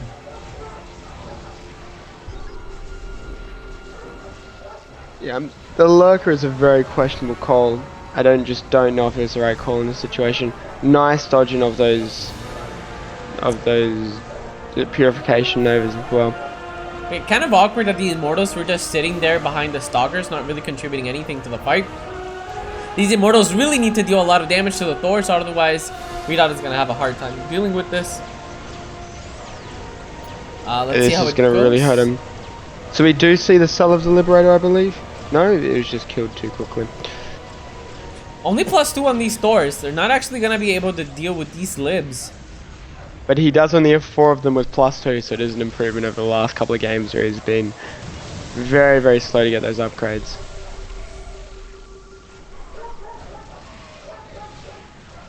Yeah, but this Temilian's army, I don't know, it feels kind of weird. Well, but Pax's army also looks very weird, so I don't want to comment a lot on their army. It's just a very strange engagement for me to see. Let's look at the disruptor shots. I think it looks a little bit like Pax seems a bit uncomfortable and Temilian seems to be a little bit conflicted about where to go in the future here and what it should be his next call. They both just look like they're trying to work out where they want to take this game. Dude, Hero Liberator, 20 kills. It's a Commander Liberator. That's how many kills it got before it died. But it doesn't matter. Liberators actually don't clear Immortals all that fast. So PewPew's Immortals are going to survive and they clear all of the ground units for Reed. And Reed only has to deal with the Liberators. And so far he's been able to do that. Still +0 attack on those Thors and on those tanks. Really feel like we need to be getting some attack now, guys. I would like to see some Banelings coming out of Temilian, just because the Banelings could clear the Widow Mines really quickly. And once the Widow Mines die, then they don't really get their shot off. Like if you have Banelings at the front and they clear the Widow Mines, and the Widow Mines don't get their shot off, then the Mutas suddenly have a reign to be able to clear everything. Ned swapping sides as well. They're trying to catch Pew out. They might get a good strong stack here if they can dodge those. Okay, 13 Liberators. And those Stalkers are blinking back, so they're not really getting their opportunity to attack their off. And we will get a catch up.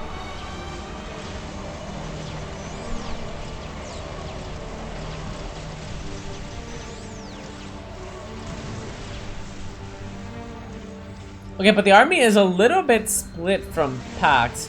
And now actually, Temilian did add some Banes.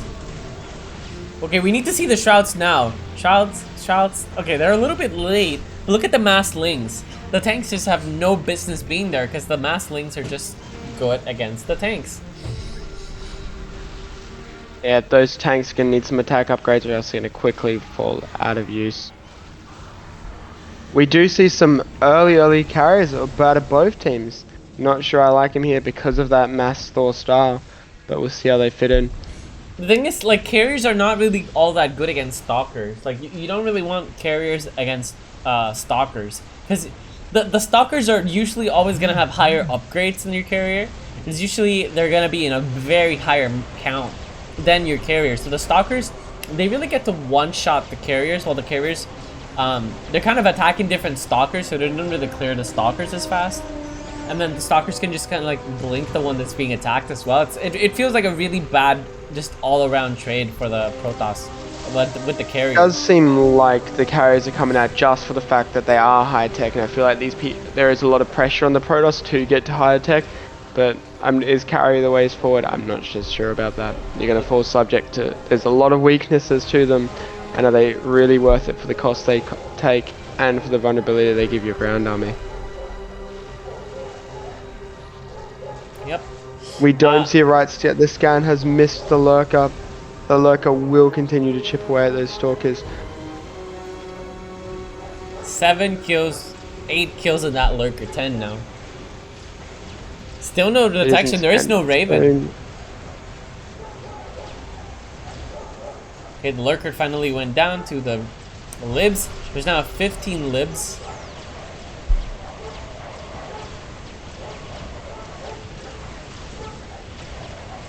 More tanks out of packs. Not sure why, especially with no armor upgrades. No attack upgrades. It's gonna be very, very close.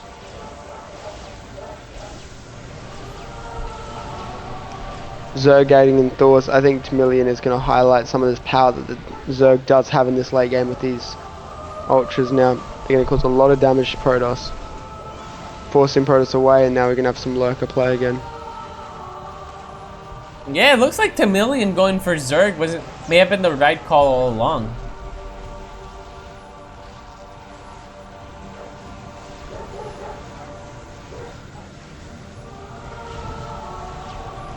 Yeah, as a Zerg player myself, and I played Zerg obviously in this tournament and the last tournament.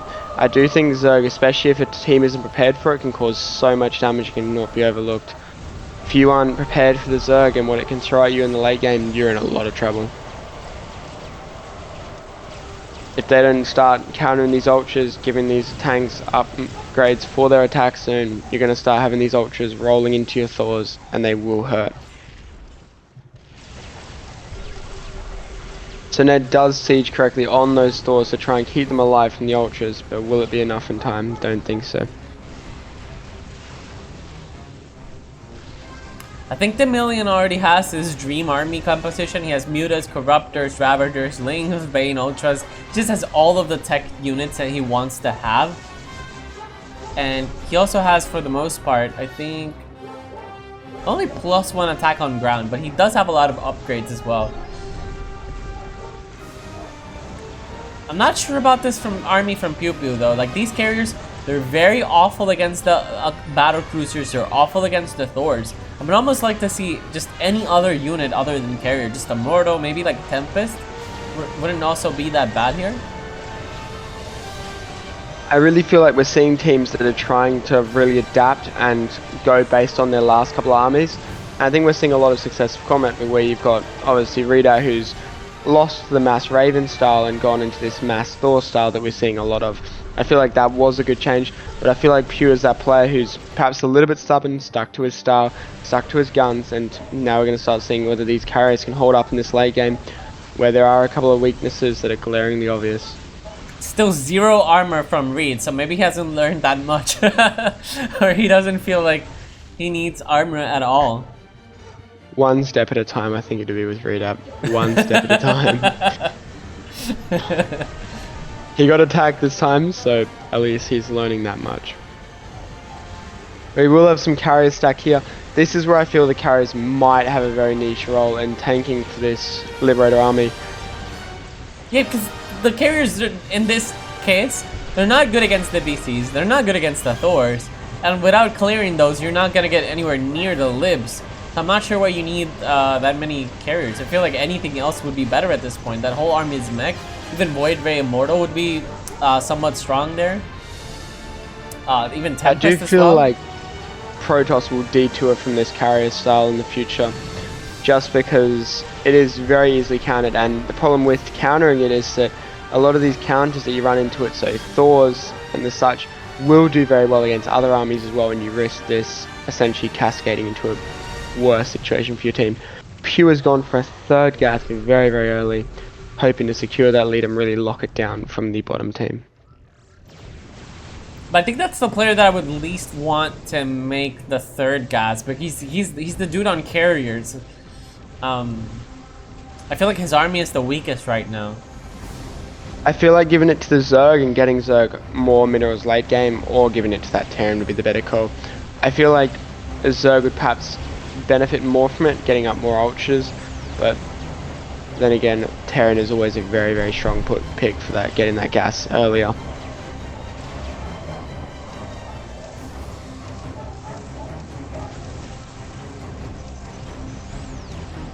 So now we do have a third gas out of Readout as well, leaving Temilian only on 1 gas, leaving that Zerg on 1 gas, but not sure whether he should have stayed on 1 gas or whether he should be looking at 2. But it might just be GG here. Pax is already calling it. There's a lot of Ravagers still left alive in Mythic and Bio. That's a lot of Lings still alive. There's nothing on the ground. The Ultra Siege on the Nexus. And it goes down. GG is called, and Shadow Crows managed to take game number 5 of some really close games. And it looks like they're going off to the upper bracket final. So good job there on Tim's side, making it all the way to the upper bracket finals. I don't think he was expecting to get this far, but he's only 1 game away from making it to the finals. But I think he's gonna have a really tough opponent in you guys in the upper bracket.